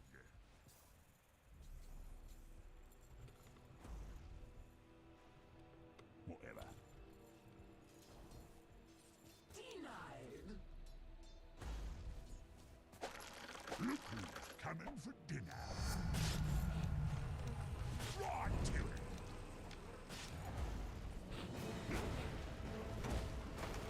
Waiting in.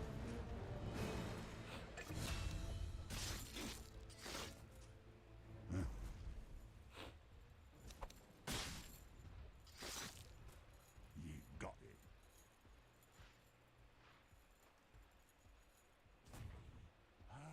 Good idea.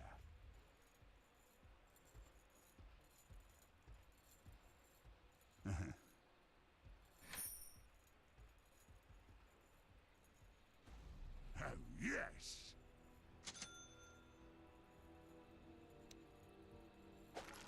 That's a bit of all right. Lovely! Right.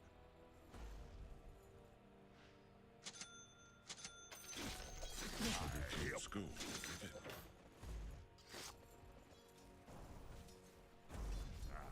Yes!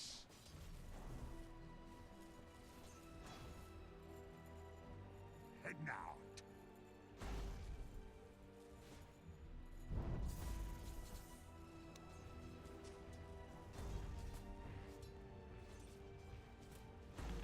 Coming through. Missing middle.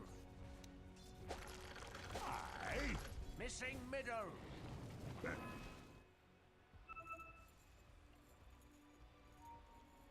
Yeah.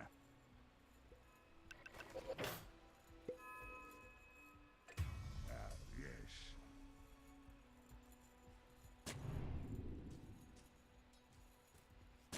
Here I come. Toil and trouble takes the lives too. Oops. What's that mean?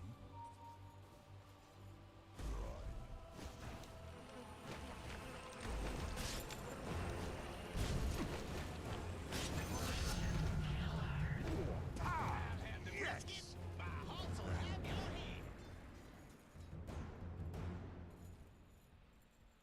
Eh.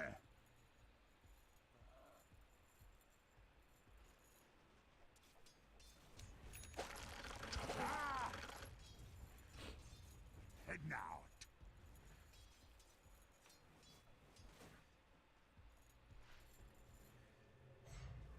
Whatever.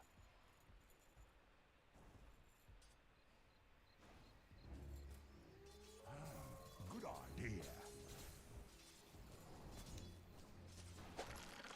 Delicious.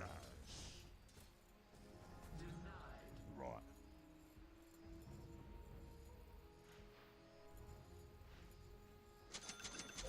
Coming through.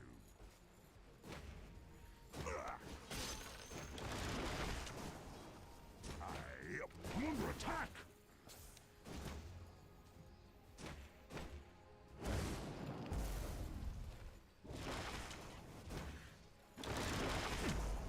Get over it.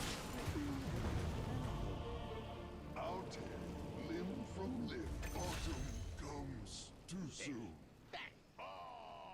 Missing middle.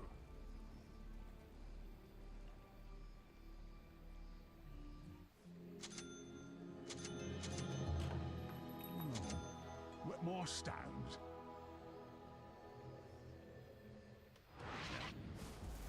Dire's structures Many are hands fortified. make light work. Yes.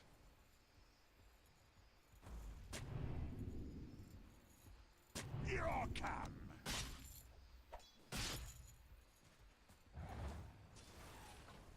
Oh, yes. Oi!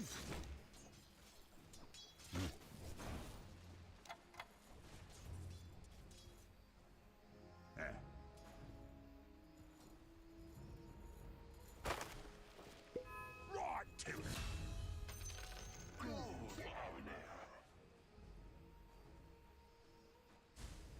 It's not This one walks to toads have been killed.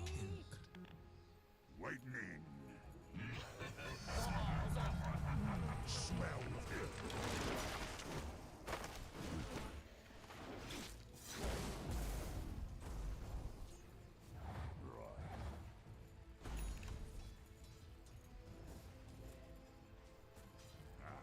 Yes!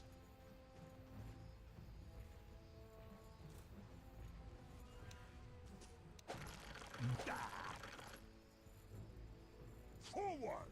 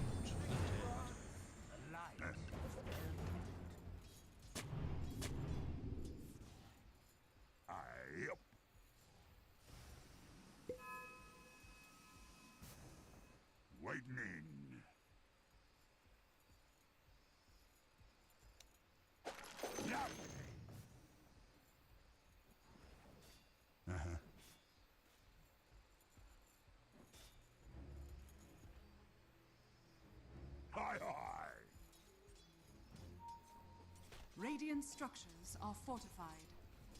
Yes!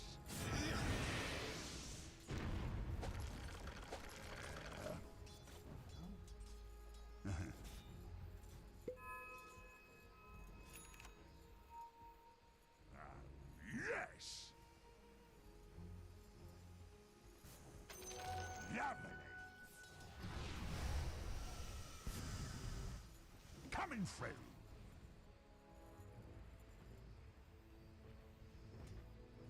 Right.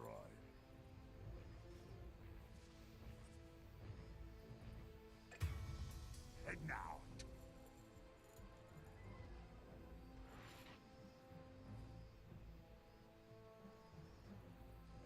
Yes. Let's get under attack! Forward! Yeah!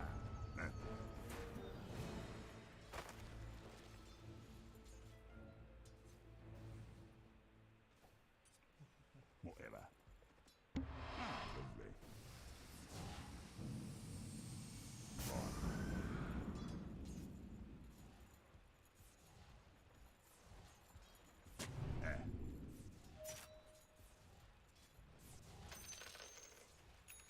Right to it.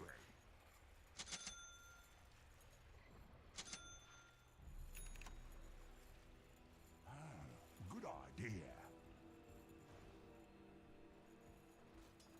Missing middle. Here I come. Time to punch. The enemy's middle tower has fallen.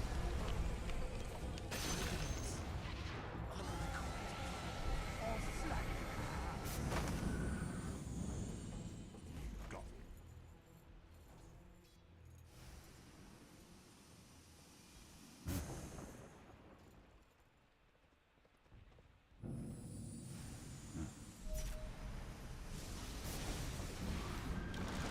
Get over me! Unbelievable. Oh, slot This die. walks towards the dark. Barbecue.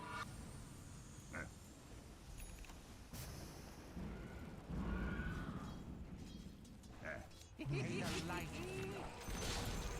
The enemy's top tower has fallen. To my time.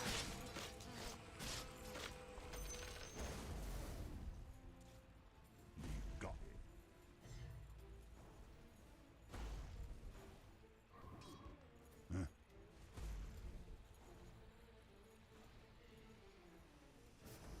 Forward!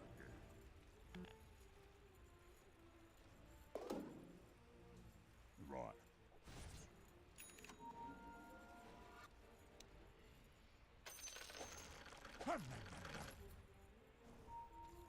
Uh-huh.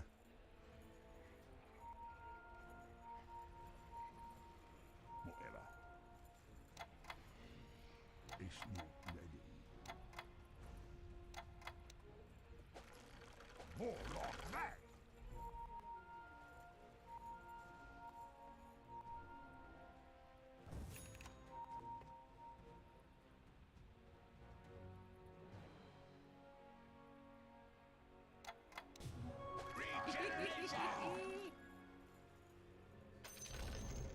The enemy's bottom tower has fallen.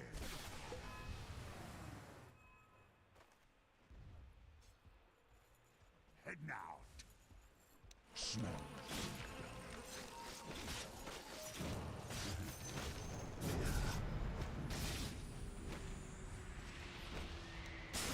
Here I come.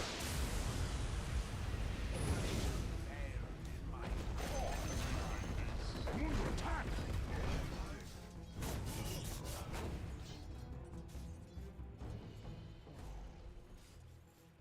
Yeah.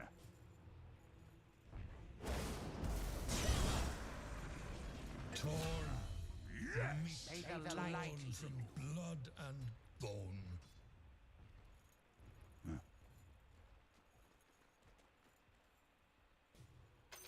Never coming through. School given.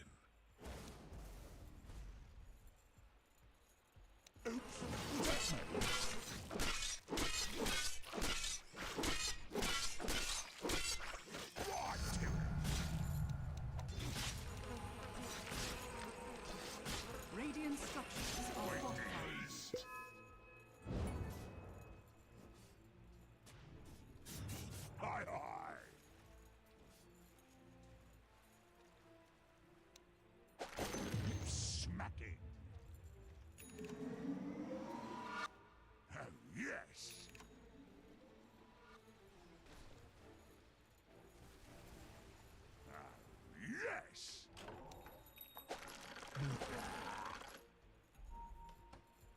Coming through.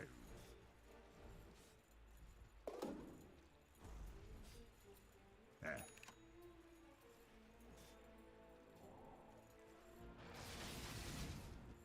Oh, yes.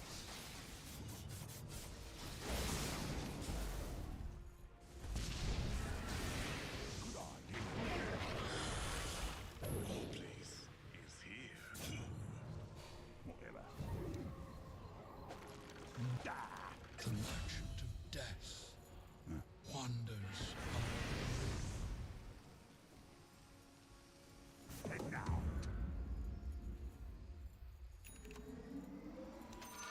Animal one.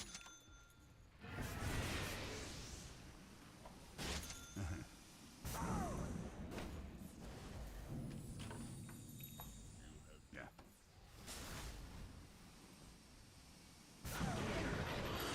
Hi. My favorite customer. Yes.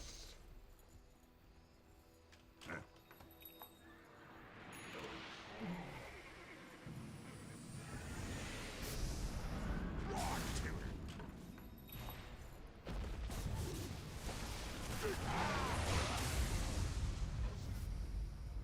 Yep.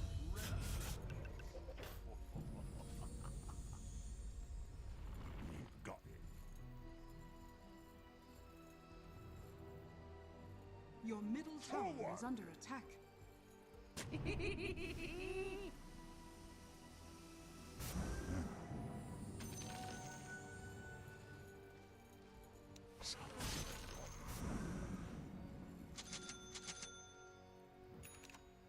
Right.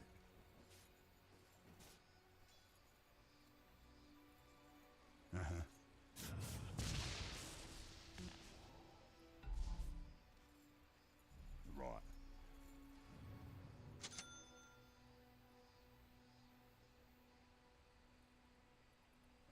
Yes.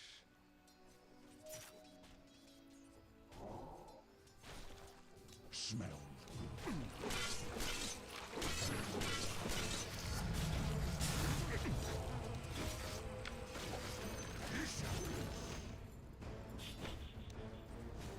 Here I come.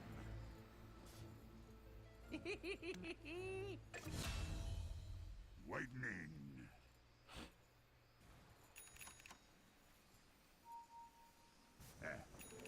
Illusion! Right.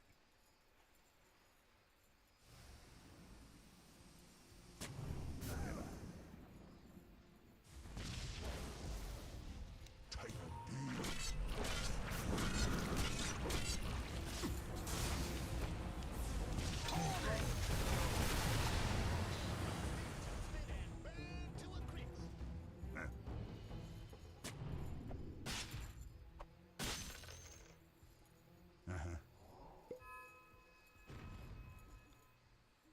Dire's structures are Coming, fortified. friend.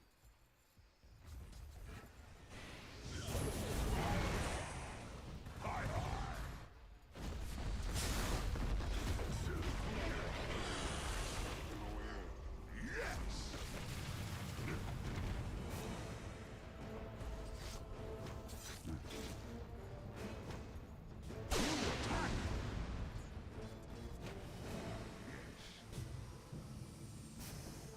Double damage! Yes! It's first rate! Your middle tower is under attack. Smell. Yep.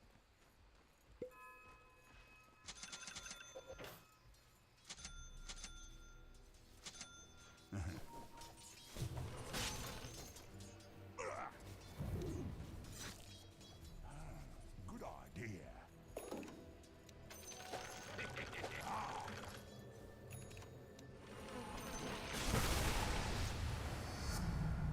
Time for a top and go party. Yes. Radiant structures are fortified.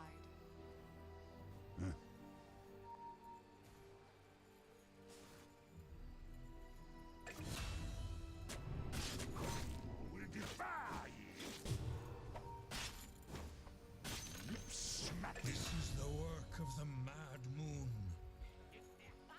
Got it. I meant to do that. Wait me. Your top tower is under attack.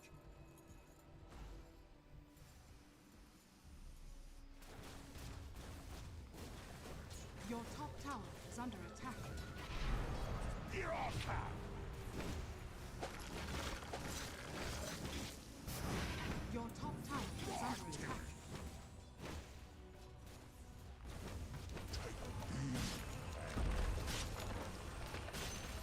Head now. Torn from ligaments, meat hangs from the bone. Yeah.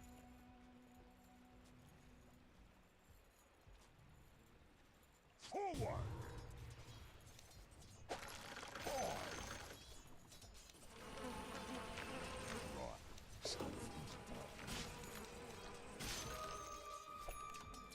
I'll bring the sword to the land. Bigger brains.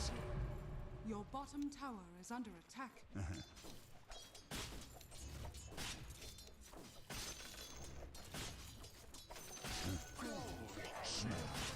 Your bottom tower is under attack. Clear the chopping block. It's not ready. Under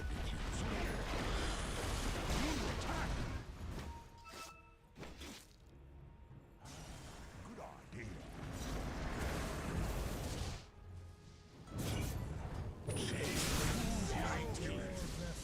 Lifeless.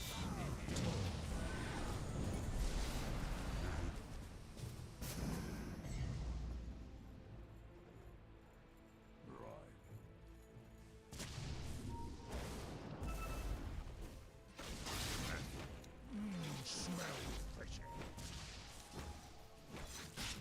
Fresh chops.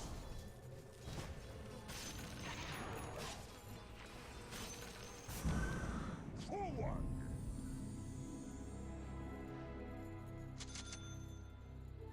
I cracker with light.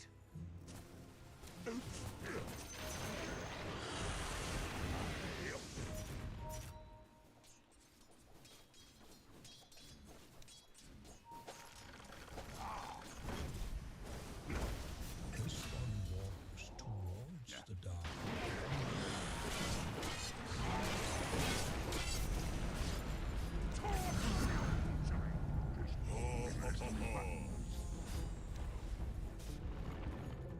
Whatever.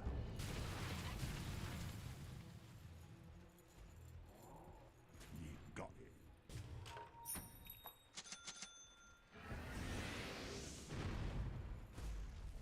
Yes.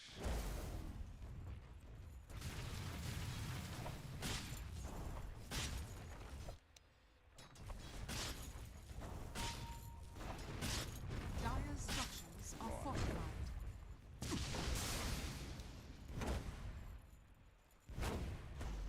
Yes. The light. Here I come. Your top tower is under attack. Hi, hi. Your top tower is under attack. Head now. Your Under top attack. tower has fallen. Coming, Fred.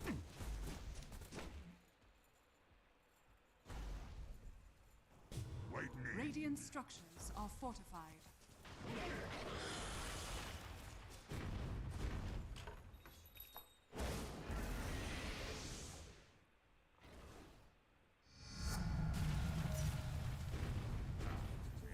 Illusion!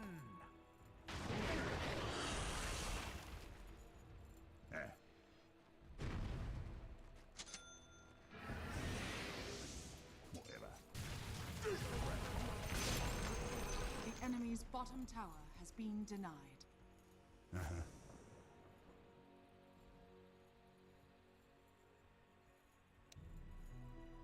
Boy. Forward.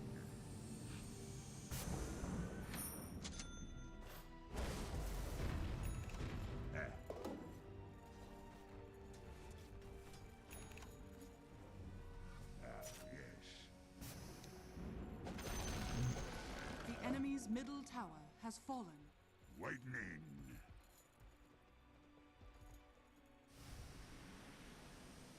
Here I come.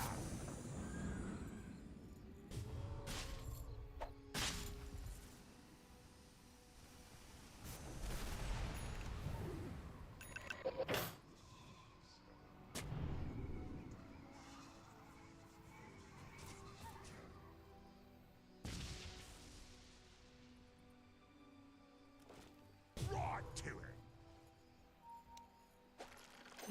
Chopper, chopper. Huh?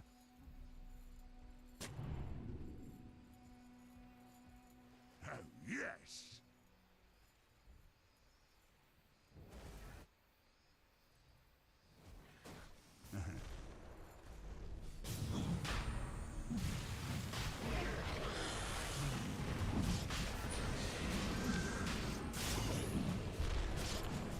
Aye, aye.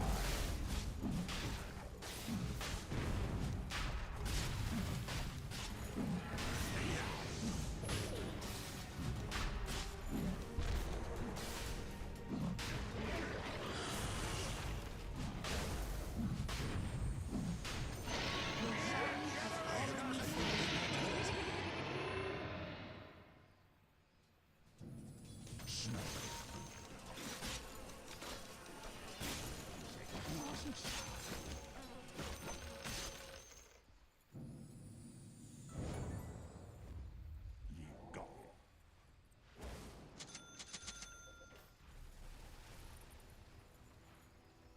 Coming through.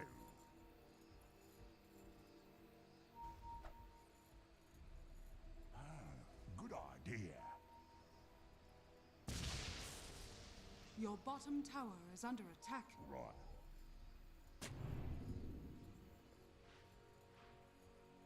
Aye, up.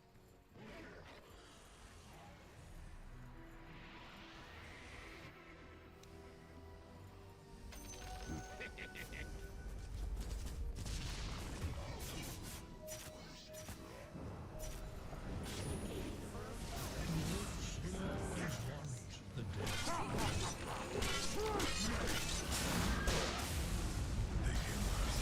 Still burn.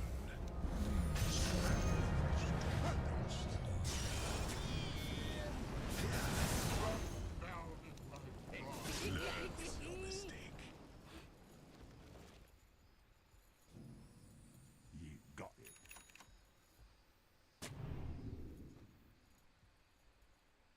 Right to it.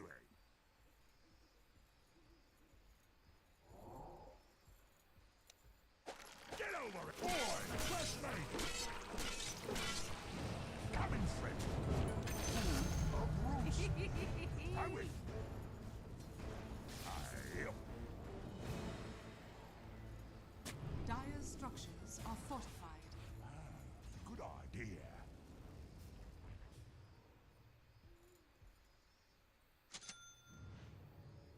Yeah.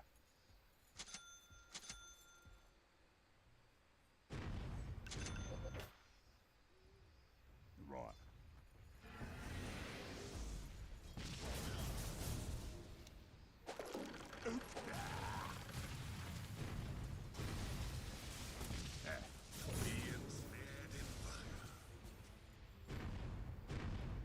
Heading out.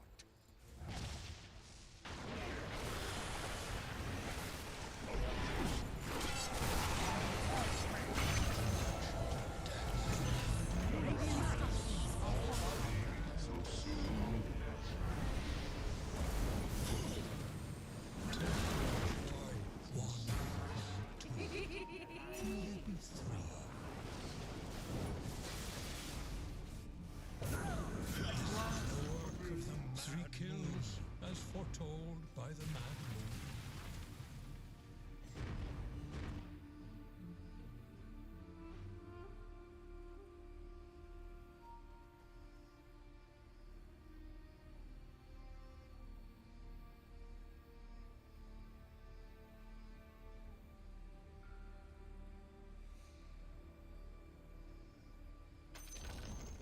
The enemy's middle tower has fallen.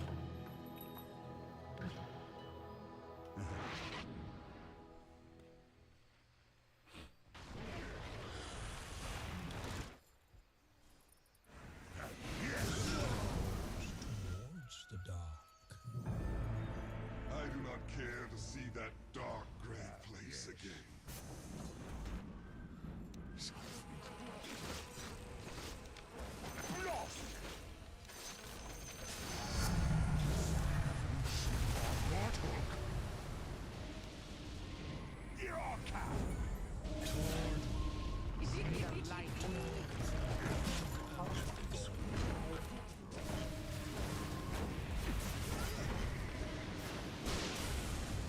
Aye, aye.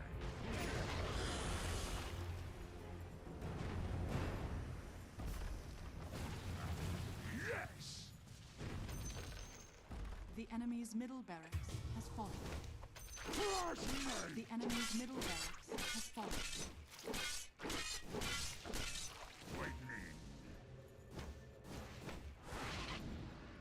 Your top tower is under attack. If you were me, you'd still be alive. Your top tower Forward. is under attack. Uh-huh.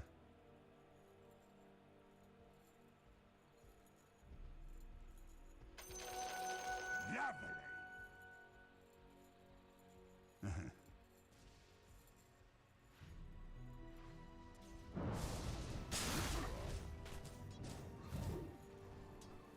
The merchant of death wanders our wood.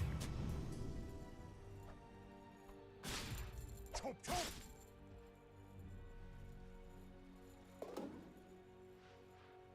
Coming through!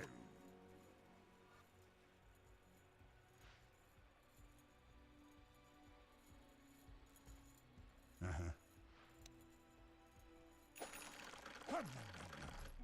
Regeneration!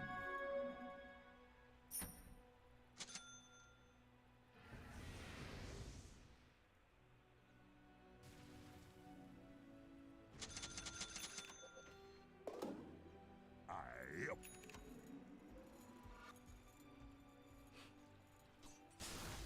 Huh.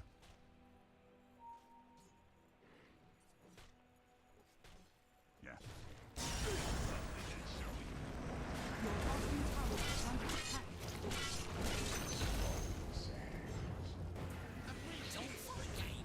bottom tower has fallen. Aye, aye.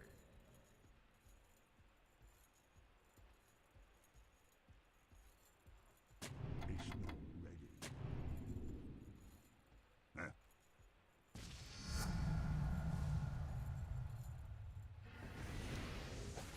Yes. Here I come. Feel it. You won't feel the pain.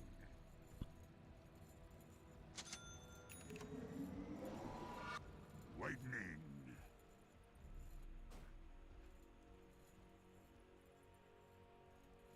Whatever.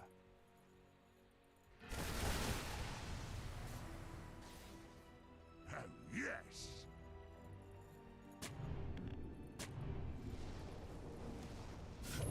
Radiant structures are fortified.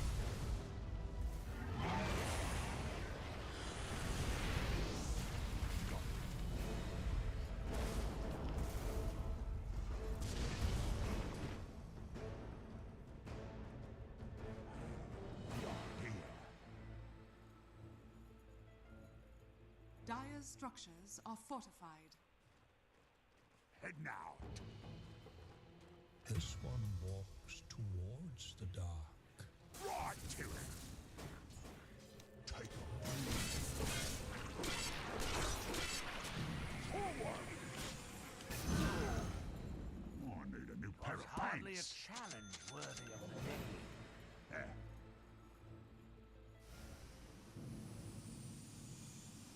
Yes. Oops, was that me? Ah, good idea. Double damage. Yes. Smells good, don't it? Right. Butchery and blood, bile and bluster. You got it.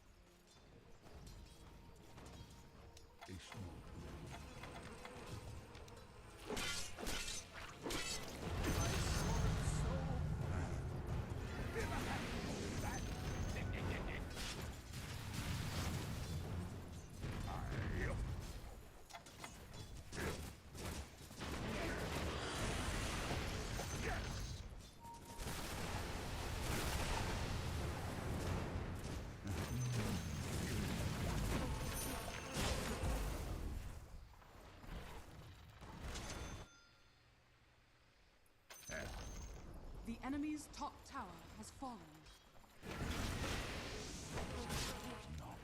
Smell.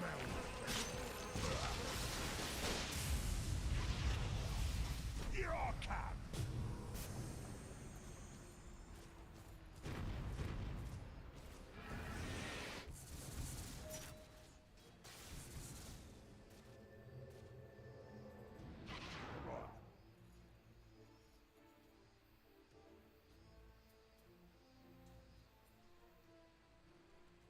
Yes.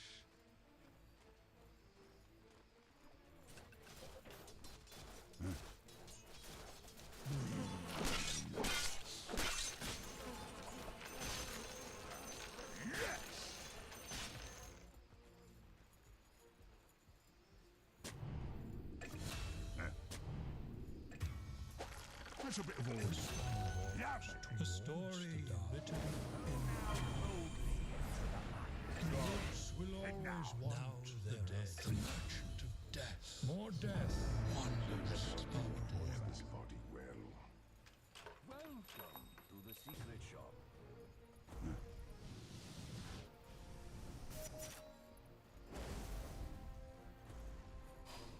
Waiting in.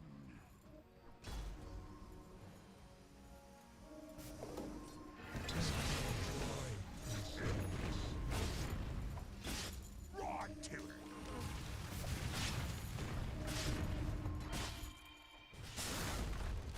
Coming, Fred.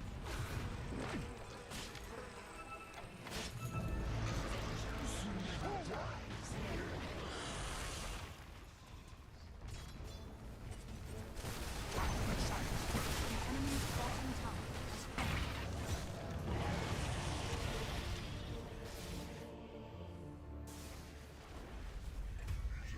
Dragons.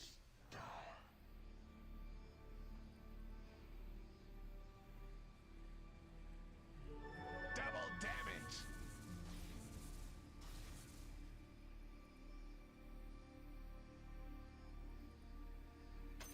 Never refuse gold given.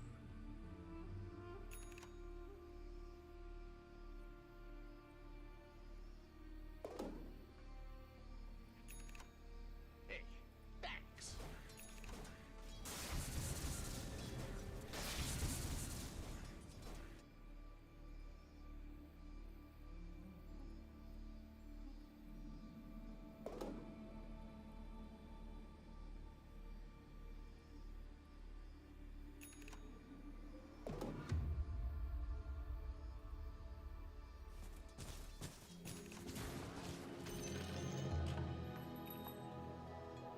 Waiting in.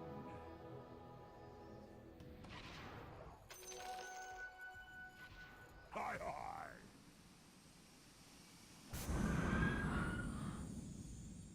Yeah, take it easy, lad. More like that. Skinny for that. Clear the topping block.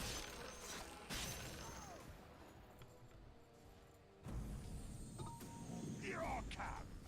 Take it easy, lad. Greetings, my friend. As nasty as the orcs, but it'll do.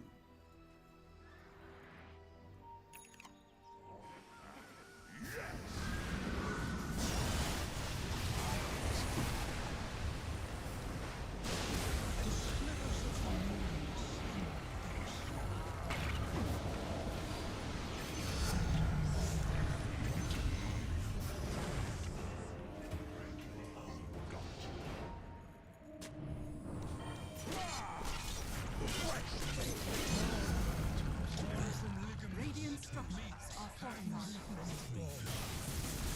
Dire structures are fortified.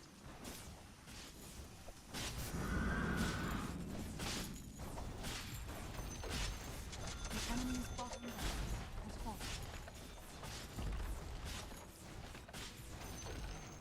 The enemy's bottom barracks has fallen.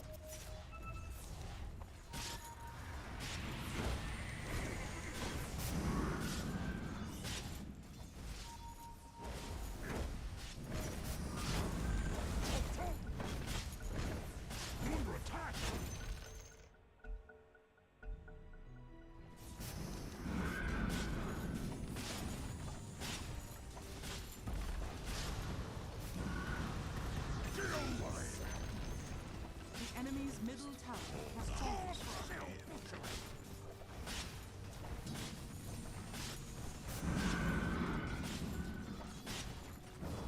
Radiant victory.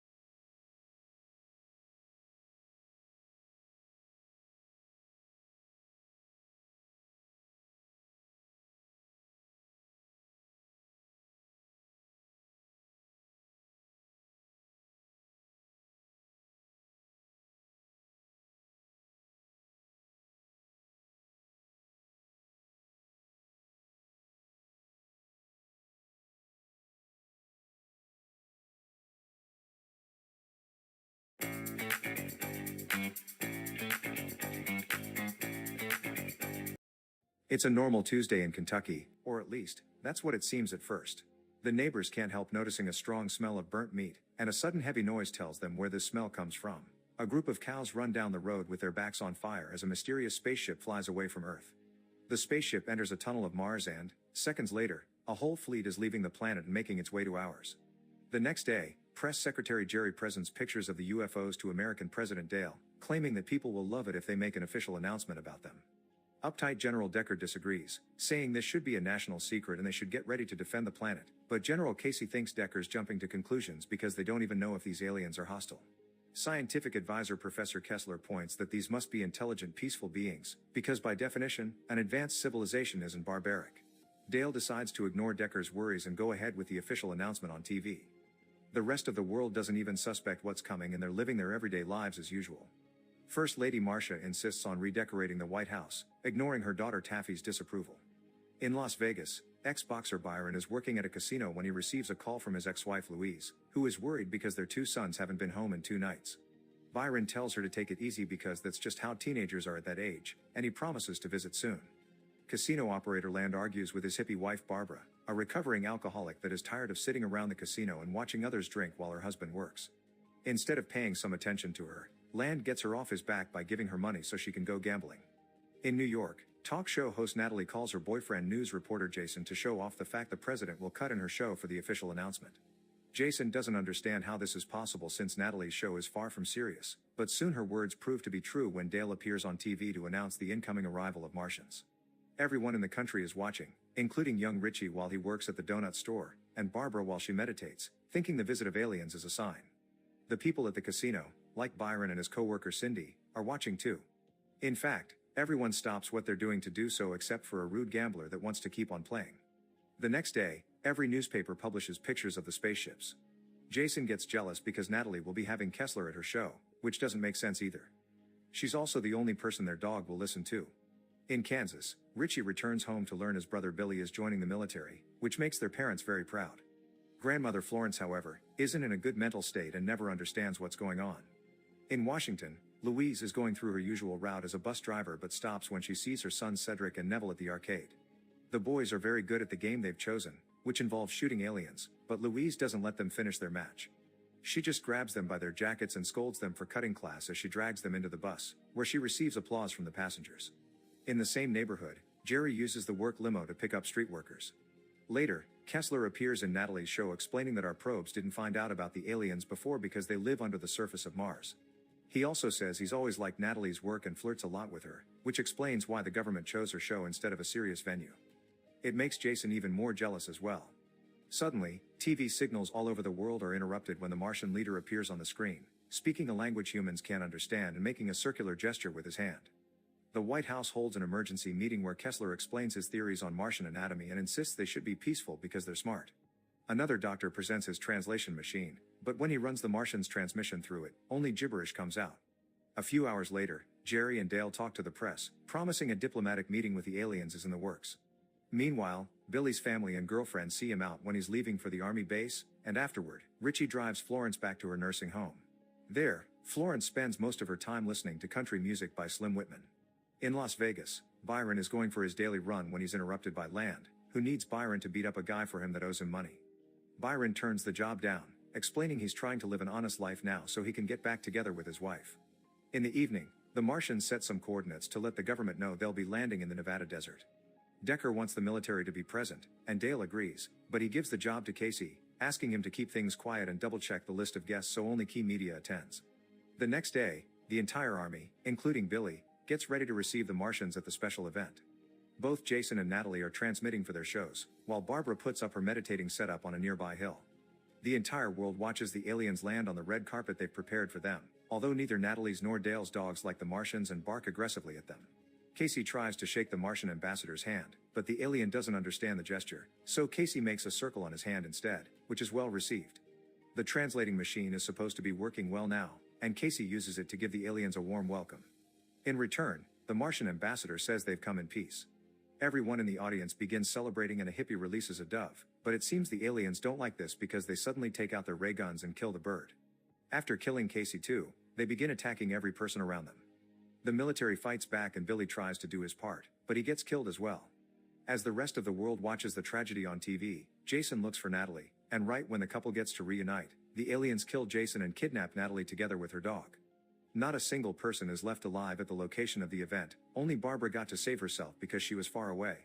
In the White House, Decker is eager to organize a counterattack that Marcia agrees with, but both Kessler and Taffy point out this could have been a cultural misunderstanding. Perhaps the dove means war in their culture.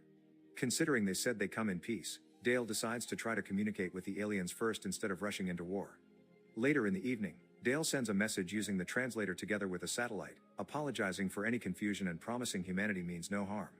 The message arrives at the Martian mothership, where the aliens are experimenting with different objects they've taken from Earth. However, they laugh at the message and throw it away. The alien leader finds Earth's adult magazines particularly curious and decides to do some experimenting of his own. This ends up with Natalie's head in a jar and her dog's head on her body. Meanwhile, Barbara finds Land still worrying more about his business than Get the top restaurants in town delivered straight to your door. Download the Foodpanda app and order food you love. Get the top restaurants in town delivered straight to your door.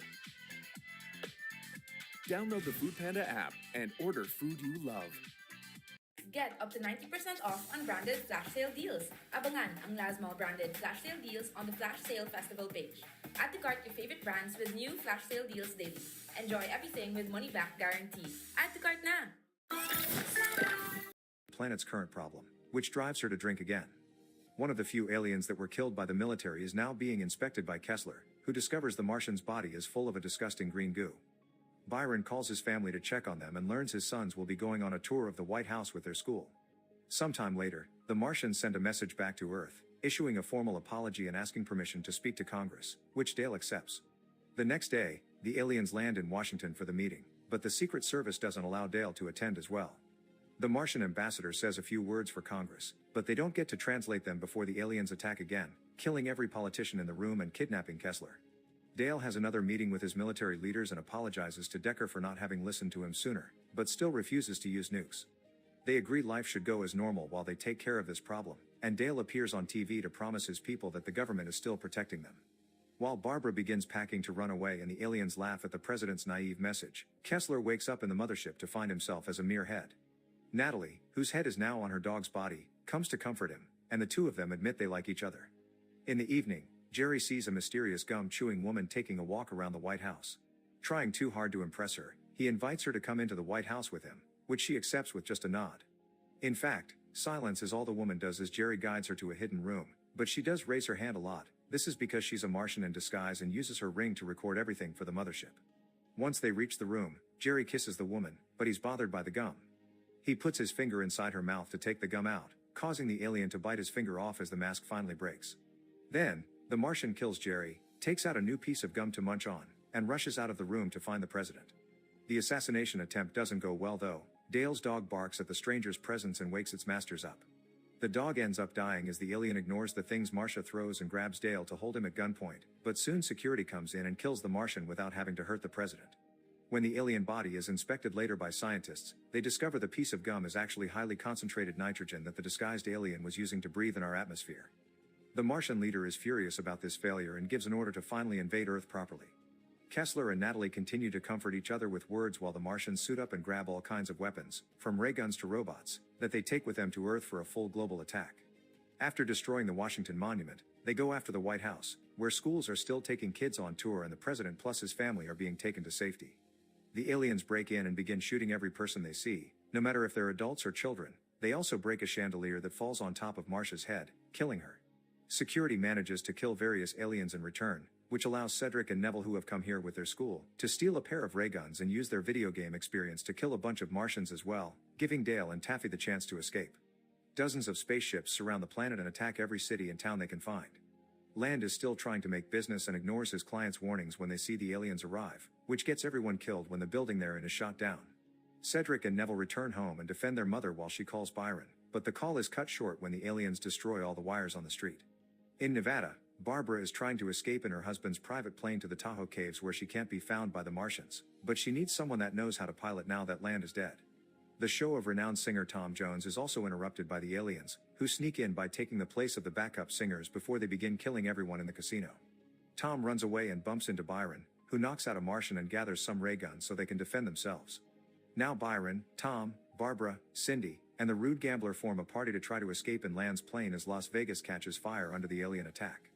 Meanwhile, Dale is safe in his bunker with his military leaders when he receives a call from the French president, who claims he's made a deal with the Martians.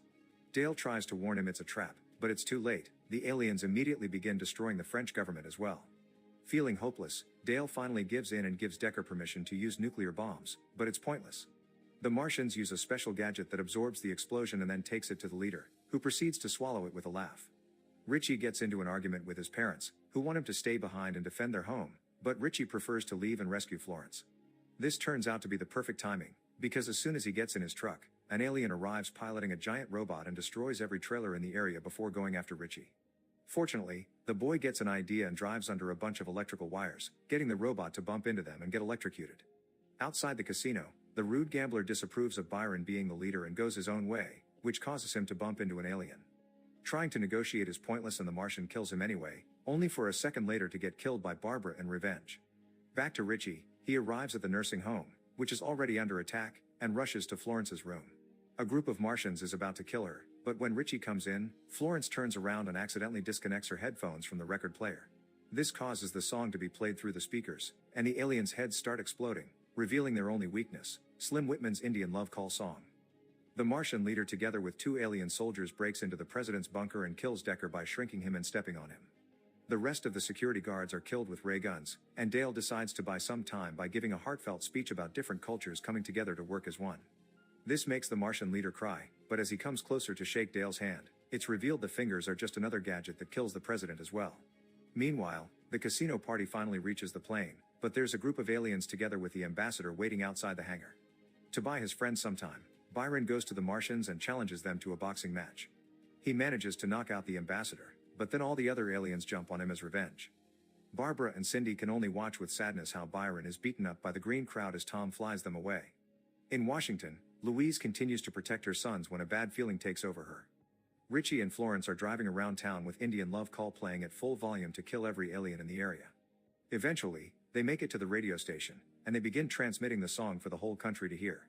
Soon, everyone catches on to this tactic. People all around the world play the song on their stereos. The military walks the streets with tanks that are also playing it through their speakers, and the song is also transmitted to the spaceships that are still flying around the planet. As the ships begin crashing against each other and even the leader succumbs to the music, Kessler and Natalie confess their love for each other, kissing right before the mothership crashed into the sea. Peace has already arrived by morning. As workers begin piling up alien bodies, Taffy acts as a representative of the government and gives Richie and Florence the Congressional Medal of Honor in the ruins of the White House. In town, Louise puts her sons to work while trying to ignore the bad feeling in her chest. She hasn't got anything to worry about though. Byron is fine, and he's now arriving home to reunite with his family. In Tahoe, Barbara, Cindy, and Tom emerge from the caves completely unharmed. The local animals quickly surround them, and Tom decides to celebrate humanity's victory by singing It's Not Unusual. Make sure to subscribe and turn on notifications so you can watch more videos like this. Thanks for watching.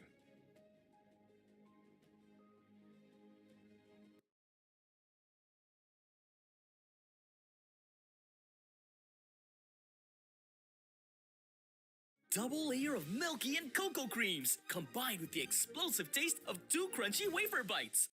He came, he saw, and he damn well conquered. He was the greatest of them all, and that greatness in the end led to a bloody conspiracy that would shake Rome to its very foundation. This is the story of Julius Caesar. He was born on July 12, 100 BC, to a family who lived in considerable comfort. His father, Gaius Julius Caesar, was a senator and the governor of Asia, and his mother, Aurelia Cotta, also came from a well-off family. Julius had 2 older sisters named Julia Major and Julia Minor. We don't know much about his early years since these ancient biographers left that part out of their books, but what's certain is that no one could have guessed that this little boy would one day turn into the most famous man in Rome. Nothing in his family history pointed to stunning feats of conquest and devastating political potency. What we do know is that during his childhood, Roman politicians were split in 2 different factions. They weren't official political parties, though, and were much more in line with strategies and certain ideologies. The sides were the Optimates, whose influence was based in the Roman Senate and the upper classes, and the Populares, or Populists, whose political strength lay more with the masses and the public assemblies. Their differences would spill enough blood to fill every last bath in Rome.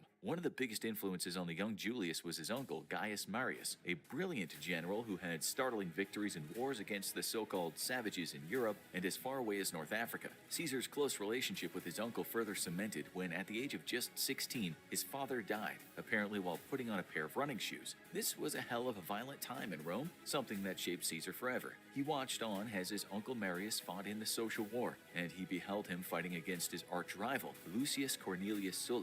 In short, Sulla belonged to the Optimates, and Marius to the Populares, and they went toe-to-toe in what's now called Sulla's Civil War. Sulla won and made himself the dictator of Rome, while Uncle Marius was exiled to Africa. He'd return 3 years later and commit himself to a reign of terror in Rome. To say this was a fiery time would be an understatement, with each side slaughtering their enemies. But what's important in terms of Caesar's influences is how Marius treated his soldiers. He gave them land and citizenship, creating a more professional army that answered only to their commander, not the republic itself. Prior to these reforms, conscripted soldiers were more of a ragtag bunch, low paid, and after their battles, their regiments disbanded, hoping they'd be able to acquire some loot on the way. If they survived the conquest, they often returned home after years away with nothing to show for it. Their lack of presence back home home on the farm meant they were likely even poorer than when they left. This was hardly a standard that would create a loyal and professional army if those conscripts were recalled. Caesar saw how after his uncle's reforms made so-called citizen soldiers into loyal fighting machines, men would give everything for the cause and fully embraced what was asked of them by the respected commanders. This transformed the Roman army.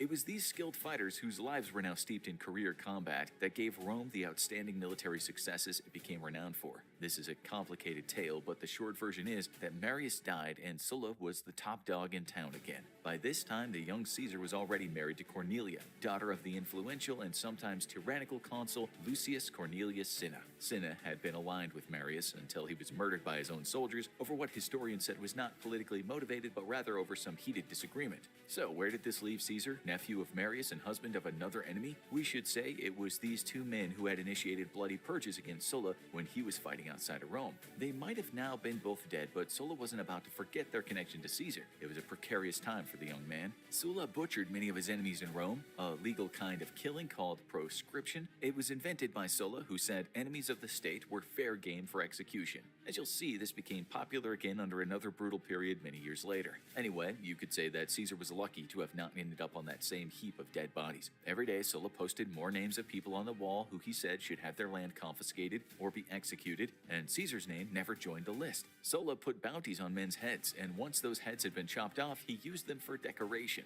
Then, after filling the Senate with men only loyal to himself, he was pretty much untouchable. It's thought between 1,000 and 9,000 upper-class Romans were murdered in these purges, but Caesar's punishment was not so severe. He was told to divorce his wife. He didn't do that, but he also lost his inheritance and his dowry, both taken under the orders of Sulla. It's surprising that Sulla didn't just have him murdered when he had the chance, given that he ordered Caesar's uncle Marius, his corpse, to be taken from its crypt, torn up, dragged around the city, and thrown into a river. Caesar did, however, have to get out of town for a while.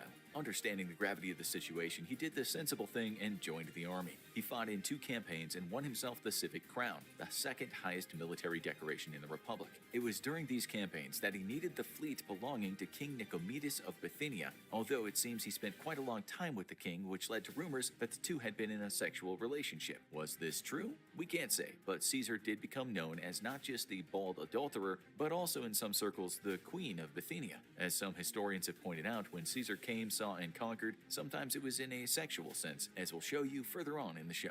Sulla, after adopting many reforms that suited him and his Roman elite friends, stepped down as dictator. But soon after he put his feet up in his retirement, he was struck by a terrible fever and died. Another story has it that he boozed day and night and lived a life of utter decadence, which ended with liver failure and possibly a ruptured gastric ulcer. Same story says he hemorrhaged from the mouth just as he was ordering someone's strangulation, which you have to admit is better tale than a fever. The year was 78 BC, and Caesar was just 22 years old. Knowing he was safe, Caesar went back to Rome, where it said he lived in a fairly average neighborhood. It was during this period that he turned to law, often giving moving speeches about Rome's vast corruption. The great Roman statesman Cicero took note, once saying about Caesar, "Come now, what orator would you rank above him?" Cicero wasn't a bad talker either, and Caesar knew that, so he went over to Rhodes in Greece to study with Cicero's former rhetorician teacher, Apollonius Milon. He never even got there, though, because as he was sailing across the Aegean Sea, his ship was boarded by a bunch of Cilician pirates. Cilicia was in present-day Anatolia in Turkey.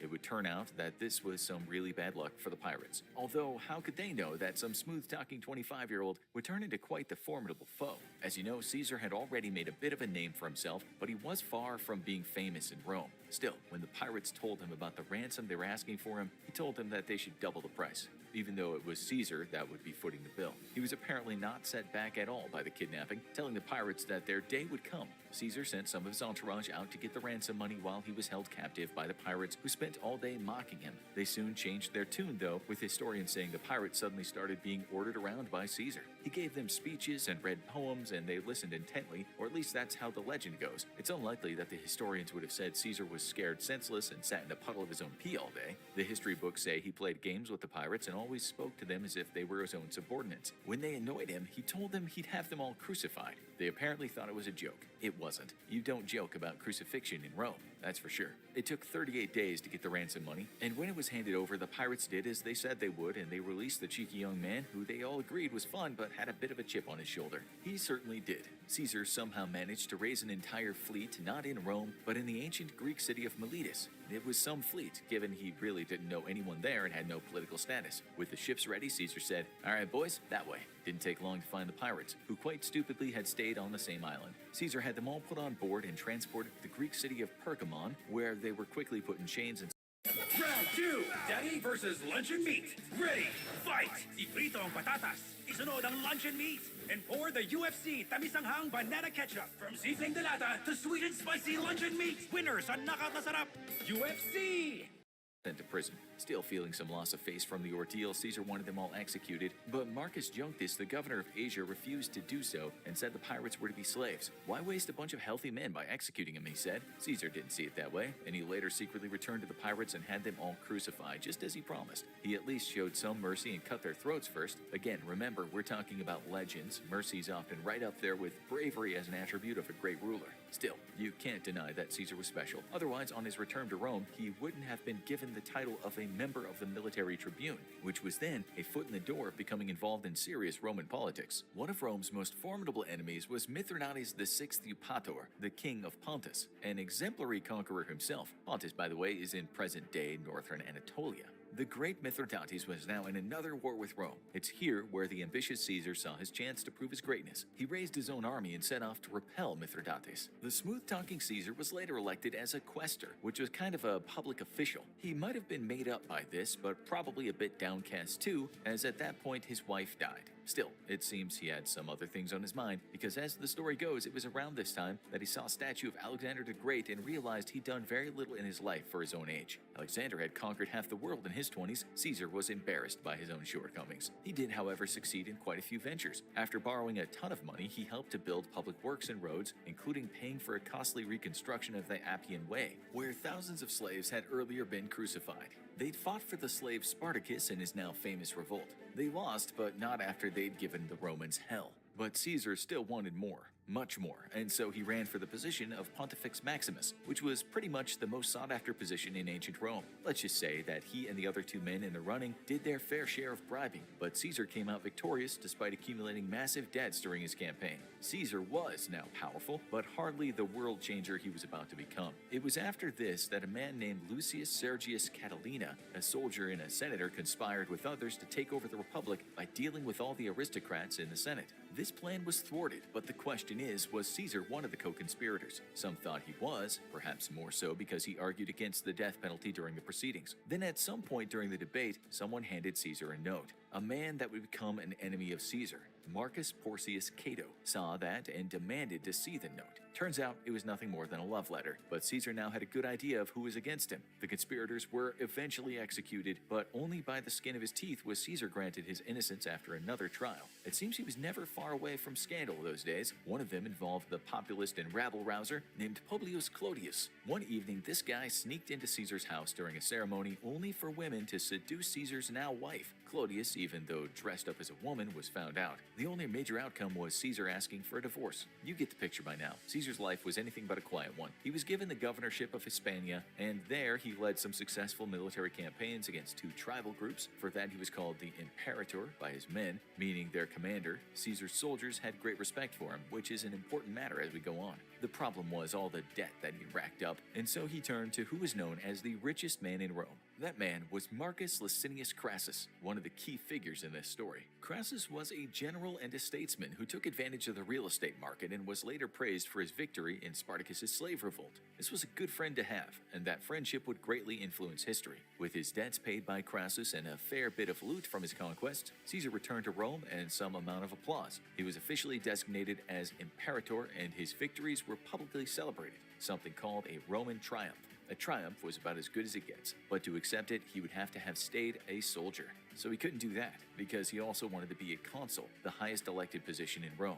Again, there was a lot of bribery going on during the election, and you can bet many of the people were engaged in corrupt practices to ensure Caesar would not become consul. He still won, though, as did the old-school conservative named Marcus Bibulus. These two would forever remain enemies. Remember, Caesar was kind of the opposite to the conservatives. He was a progressive, a so-called man of the people, and many of the people, especially the soldiers that fought under him, were devoted followers. That still made Caesar tons of enemies among the established elites. Caesar needed friends in high places in this viper viper's nest that was Roman politics, and as you know, he already had one in Marcus Moneybags Crassus. But he found another one in one of the most remarkable and ruthless generals in all of Roman history. That was Gnaeus Pompeius Magnus, better known as Pompey the Great. Just to give you an idea about this guy's ruthlessness, when he was starting out, he got the name Adolescentius Carnifex, meaning teenage butcher. For his many stunning victories, he was awarded 3 Roman triumphs. If there was a man who didn't want to come up against, it was Pompey.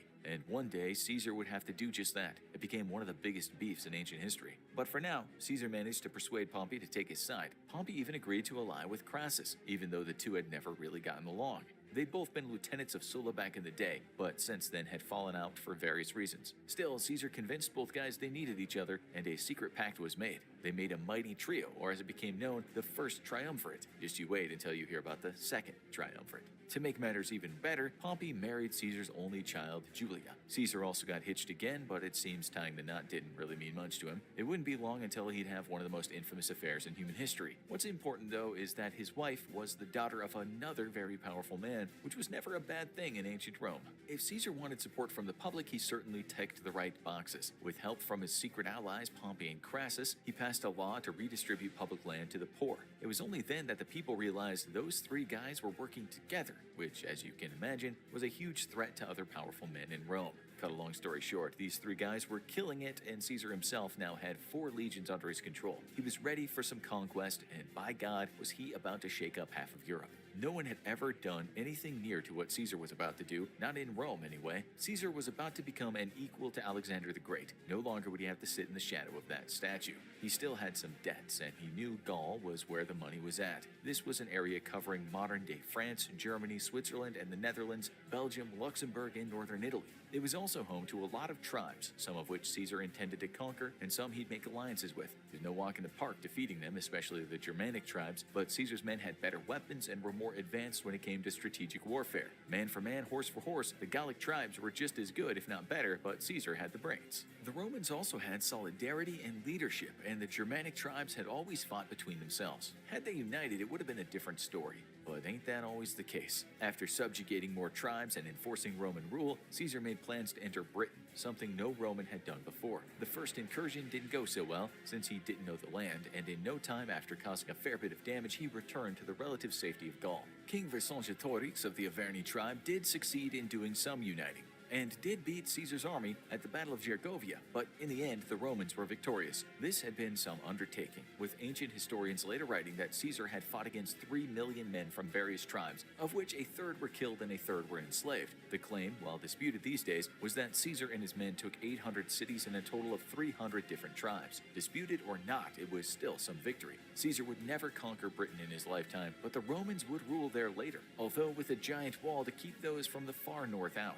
These Gallic wars, including many of the revolts, had gone on for 8 years. As you can now understand, a lot can happen in Rome in 8 years. In 8 Roman months, there was usually enough backstabbing and scandal to fill a small library. Caesar was well aware that in his absence, someone would be plotting his downfall, which is why he used a lot of his eluded money to buy powerful friends back home. Still, those not on the payroll were either angry or envious, spreading gossip about Caesar's military adventurism abroad. That triumvirate, too, was also becoming frayed. They managed to patch things up with a meeting in Gaul, but it was about to come undone. Caesar's conquests in Gaul weren't just about Roman expansion. Caesar was selfishly building a faithful army, and with that and his new prestige, he could set about reorganizing things in Rome. Finally, he was ready to go back home. But there were tensions rising back there. Caesar's only daughter, Julia, died while giving birth. Remember, it was this woman that was married to Pompey, and that connection between Caesar and him was an important one. Caesar offered him his great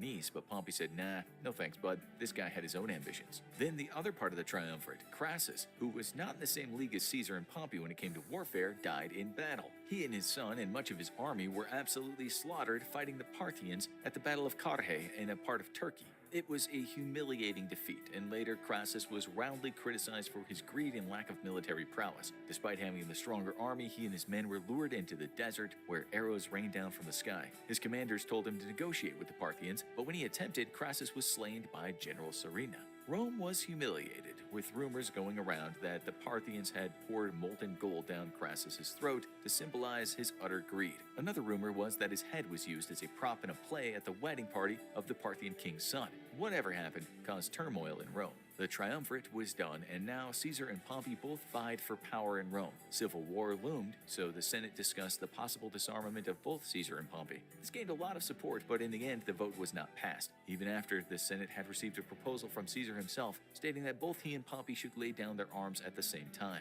It was around then that the consul named Gaius Claudius Marcellus asked Pompey if he wanted command of a massive force all over Italy and the power to raise a bigger army. Pompey accepted, and he was the man the nobility preferred, so it was looking like much of the power in Rome was turning against Caesar. He was soon told that he'd be declared an enemy of the state if he didn't put down his arms. But let's just remember here that Caesar, man of the people, had the loyalty of a large army, men who'd fought by his side with him for a number of years. On January 10th, 49 BC, a historical event took place. That was Caesar and his army marching across a small river called the Rubicon in present-day northern Italy. He only took one legion, Legio 13 Gemina.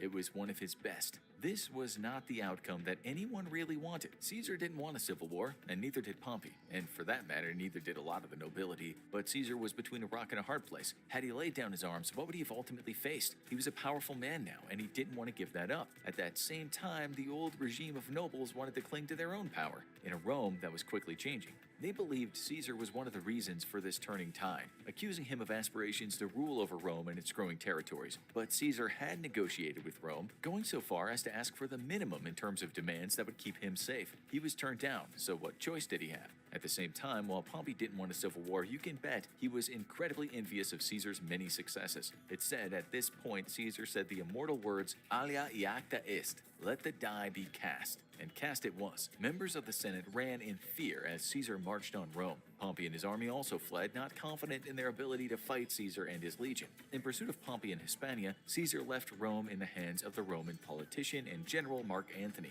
one of the stars of this story, whose life was certainly a complicated one. We like him. He was a good general. He seemed loyal. He just had some bad habits that led to him making some bad decisions. We'll come back to him soon. After running Pompey out of Spain, Caesar fought with Pompey's men at the Battle of Dyrrhachium in present-day Albania. Caesar now had legions close by in Greece, and he needed them to support his war effort, while Pompey had also raised more troops. As Caesar's men hunkered down, supplies were low. Pompey knew that he could wait it out and let Caesar's men succumb to hunger. Pompey had the advantage, being high up and also in a position to receive more supplies from the sea. Things at this point were looking very bad for Caesar, his troops inland having to rely on foraging. Pompey, now believing he had won, built a fort overlooking Caesar's much smaller army. The winter was harsh for Caesar's men, but Pompey was also about to face some hardships himself. Caesar started cutting off streams, the water supplies to the fort, and soon disease was rife in Pompey's camps. Later, Caesar almost completely encircled Pompey, hoping that the general would have no choice but to flee into the sea. There was intermittent fighting between the sides, but this was more about waiting. For now, anyway. Soon, a battle commenced, and it looked as though Pompey had the upper hand. Caesar was forced to retreat, having lost a large number of men. He knew he could have lost, but for some reason, Pompey had ordered a halt in the attack. Famously, Caesar said Pompey's forces would have won today if only they were commanded by a winner. Caesar had lost close to 1,000 men, and those that were captured were executed on the orders of one of Caesar's most trusted lieutenants who had gone over to fight for Pompey. As Caesar and his men retreated, they asked for entrance into the city of Gomphi. They were roundly turned down, only for a furious Caesar to attack the town and kill many of its inhabitants. The leaders in Gomphi had made the mistake of thinking it was better to side with the Pompeians, thinking Caesar was as good as beaten. Word soon got around that if Caesar turns up at your gates, you better let him in. Back in Rome, many people wanted Pompey to either return home and protect Rome, or to endeavor to launch a full-scale attack on Caesar. He did neither, and instead he waited for more troops from Syria. He got his backup, and the biggest battle was about to begin. On August 9th, Caesar's experienced legions met in Greece with Pompey's much bigger Republic army at the Battle of Pharsalus. Pompey was confident, but he still was hesitant. It was very likely his officers convinced him that he was ready to attack. Spoiler alert, he wasn't. Caesar had around 22,000 Roman legionnaires from 8 different legions, as well as something close to 1,000 German and Gallic cavalry. Pompey's army was in the realm of 40,000 strong, with an estimated 5,000 to 7,000 cavalry. It was a giant force made up of Roman men as well as Germans, Gauls, Greeks, Jews, Syrians, Phoenicians, and Thracians. Many of these men were ordered to fight by their own rulers who answered to Rome. It was basically everyone versus Caesar, but Caesar, as you know, had highly skilled and eternally loyal fighters. Under the orders of Mark Antony and Gnaeus Domitius Calvinus, Caesar's infantry made a move, followed by a sneaky, well-hidden attack that took Pompey's cavalry off guard. Caesar ordered his men to use their javelins to pick off Pompey's men, and when Caesar's own cavalry advanced, it turned into a massacre. Of Pompey's cavalry that was killed, many retreated, leaving his infantry exposed. Caesar ordered more of his battle-hardened men to attack, and suddenly Pompey's much larger army was on the verge of losing. Caesar gave Pompey's men no quarter after capturing them, killing almost every last one of them. Pompey's army was in total disarray when Caesar gave the order to capture the Pompeian camp. It was a bloodbath, in spite of Pompey's men making a valiant defense. The battle was won by the much smaller side, with Caesar claiming he only lost about 200 regular men and 30 of his commanders. When later asked how this unbelievable victory happened, he said it helps when you know the names of every last commander, or as the Romans called them, centurions. You can now understand the influence his late uncle Marius had on him. Yet again, Pompey fled. Rome now knew who was the boss, although Caesar was a rational man, a forgiving man, and he said anyone who asked for mercy would be spared. He believed there was no point in mass executions, just as Sulla had done. He forgave most of those who had been against him in Rome, including the politician Marcus Junius Brutus. Don't forget that name. We'll just say right now that Brutus had actually been an ally of Caesar. But due to Caesar not always doing what the Senate wanted, he switched his alliance to Pompey during the Civil War. Despite this, Caesar let him live and allowed him to stay in the Senate. But we're getting ahead of ourselves here. Where was Pompey? The answer to that question is in Egypt, a place where he wrongly thought that he'd be offered protection by King Ptolemy XIII. Back when this guy's father was in charge, he'd been told that when the time came, he'd marry his older sister, Cleopatra, a woman famed for her beauty. Although, we'll challenge that. She was nothing special. She was more brains than beauty, and when it started looking like she wore the pants in the co-rulership, Ptolemy arranged to have her murdered. She subsequently fled to Syria and raised an army, hence the breakout of a civil war. Pompey should have known better because shortly after he was taken under Ptolemy's protection, the king had him killed. He believed this would put him in Caesar's good books. But when Caesar arrived in Egypt and was shown Pompey's head, he was less than pleased. After all, Pompey was a great Roman general. Decapitation was just not fitting for such an esteemed man. Caesar ordered that Pompey be given a proper Roman funeral. Meanwhile, he said that Pompey's assassin should be executed, and the king was asked to make a rather large payment. Caesar also tried to fix the rift between brother and sister. We should mention at this point, Caesar wasn't with a large part of his legions and not all of his best commanders. It's estimated he had around 3,000 infantry and 800 Germanic cavalry. Soon after, they were attacked in the siege of Alexandria, which saw Ptolemy and his allies much larger armies against the armies of Caesar. It was at some point during this siege that Caesar met Cleopatra, and the two fell in love. Well, maybe. Or more likely, Cleopatra was wielding her intelligence unbeknownst to Caesar. They got it on, and while Caesar still recommended she and her brother share the throne, Ptolemy rightly concluded that Caesar might have taken sides. Caesar, somewhat rattled by everything that was going on, ordered his men to destroy the Alexandrian fleet. They did that to some extent and also badly damaged the Great Library, but the Alexandrians soon had 27 warships at the ready to face Caesar's 19 warships and a bunch of smaller ships. The Romans got the upper hand, forcing the Alexandrians to retreat, although in a later scrap, Caesar could easily have lost his life in the battle for Pharos. At one point, he had to relieve himself of his armor and jump into the sea to escape an onslaught, although later, with the help of thousands of Jewish reinforcements, Caesar was finally victorious. The short story is, Ptolemy drowned sometime later and Cleopatra became ruler of Egypt along with her other brother Ptolemy XIV. She and Caesar remained in a relationship despite him being married in Rome. They had a bastard child, Caesarion, and he took her to Rome on a few occasions, not as a lover, but a client. Talk about the scandal as they both vacationed in Caesar's villa. Now the dictator of Rome, in fairly quick succession, Caesar achieved many resounding military victories. The first was against Pharnaces II, king of Pontus. It was an absolute annihilation, which according to Caesar took no more than 4 hours. That's when he uttered those famous words, Vini Vidi Vici, I came, I saw, I conquered. His next routing was in Africa. But all the time Caesar was away, his enemies in Rome, always jealous of his achievements, criticized him and said this guy's ego is through the roof. They feared he'd have way too much power. Yet, some of those were people he'd shown mercy to, which actually is one of the reasons for Caesar's downfall. He could be brutal when it came to the barbarians, but he was often way too kind when it came to his foes in Rome. Amazing games with exotic animals and fearless gladiators were held, and there was much blood and merriment. Caesar was certainly celebrated. Let's take you to this moment. Food Panda. Food and more delivered.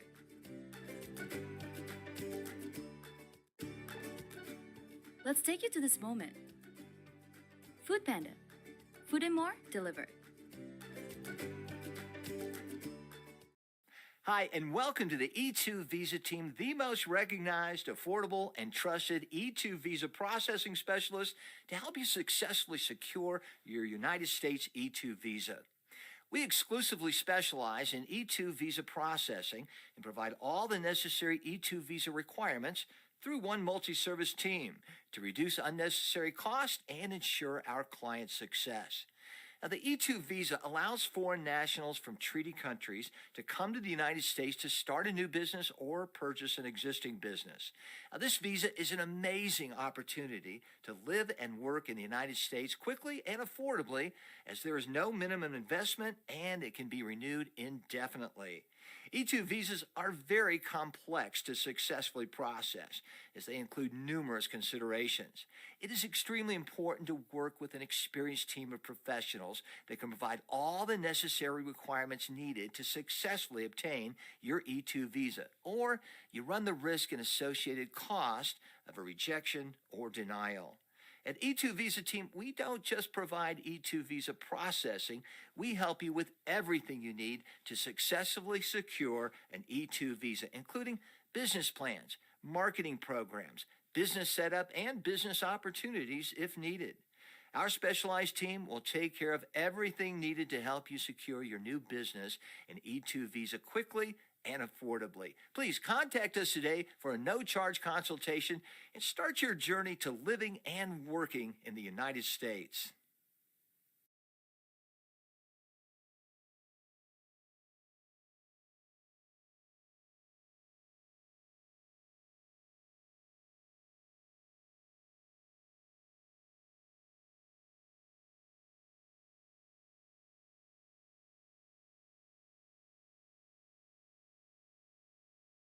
By the masses, but his opponents were miffed that he should have had a triumph for his victory in the Civil War. They said triumph should not be held when the defeated party in this case wasn't a foreign army but the Romans. They also didn't like the fact that he'd made himself dictator in perpetuity. That means forever. At this point, he was ushering in quite big changes in legislation, much of it in favor of the poor and certainly in favor of his military veterans. He changed the calendar system too, as well as reformed the taxation system. This was all pretty progressive, but you could say it didn't go down well with some of those other nobility. Then when he filled the Senate with new people aligned with himself and put term limits on governorships, well, some people secretly reviled him. Many of those reforms, of course, were put into place to cement his eternal power. He was doing what all dictators do, making himself beyond reproach. Then there was his diss of senators at the Temple of Venus Genetrix, when he refused to stand up while they gave him gifts to show their appreciation. This was made worse when he told them to their faces that he'd had enough of honors and perhaps it was time to cut back on that kind of thing. Ouch. It seemed as if he didn't just care not about gifts, but he was openly mocking the Senate. Then there were his actions again in the tribunes. Tribunes were your everyday working-class plebeians that had lower rank status in the Roman government. One day, Caesar saw some of them taking a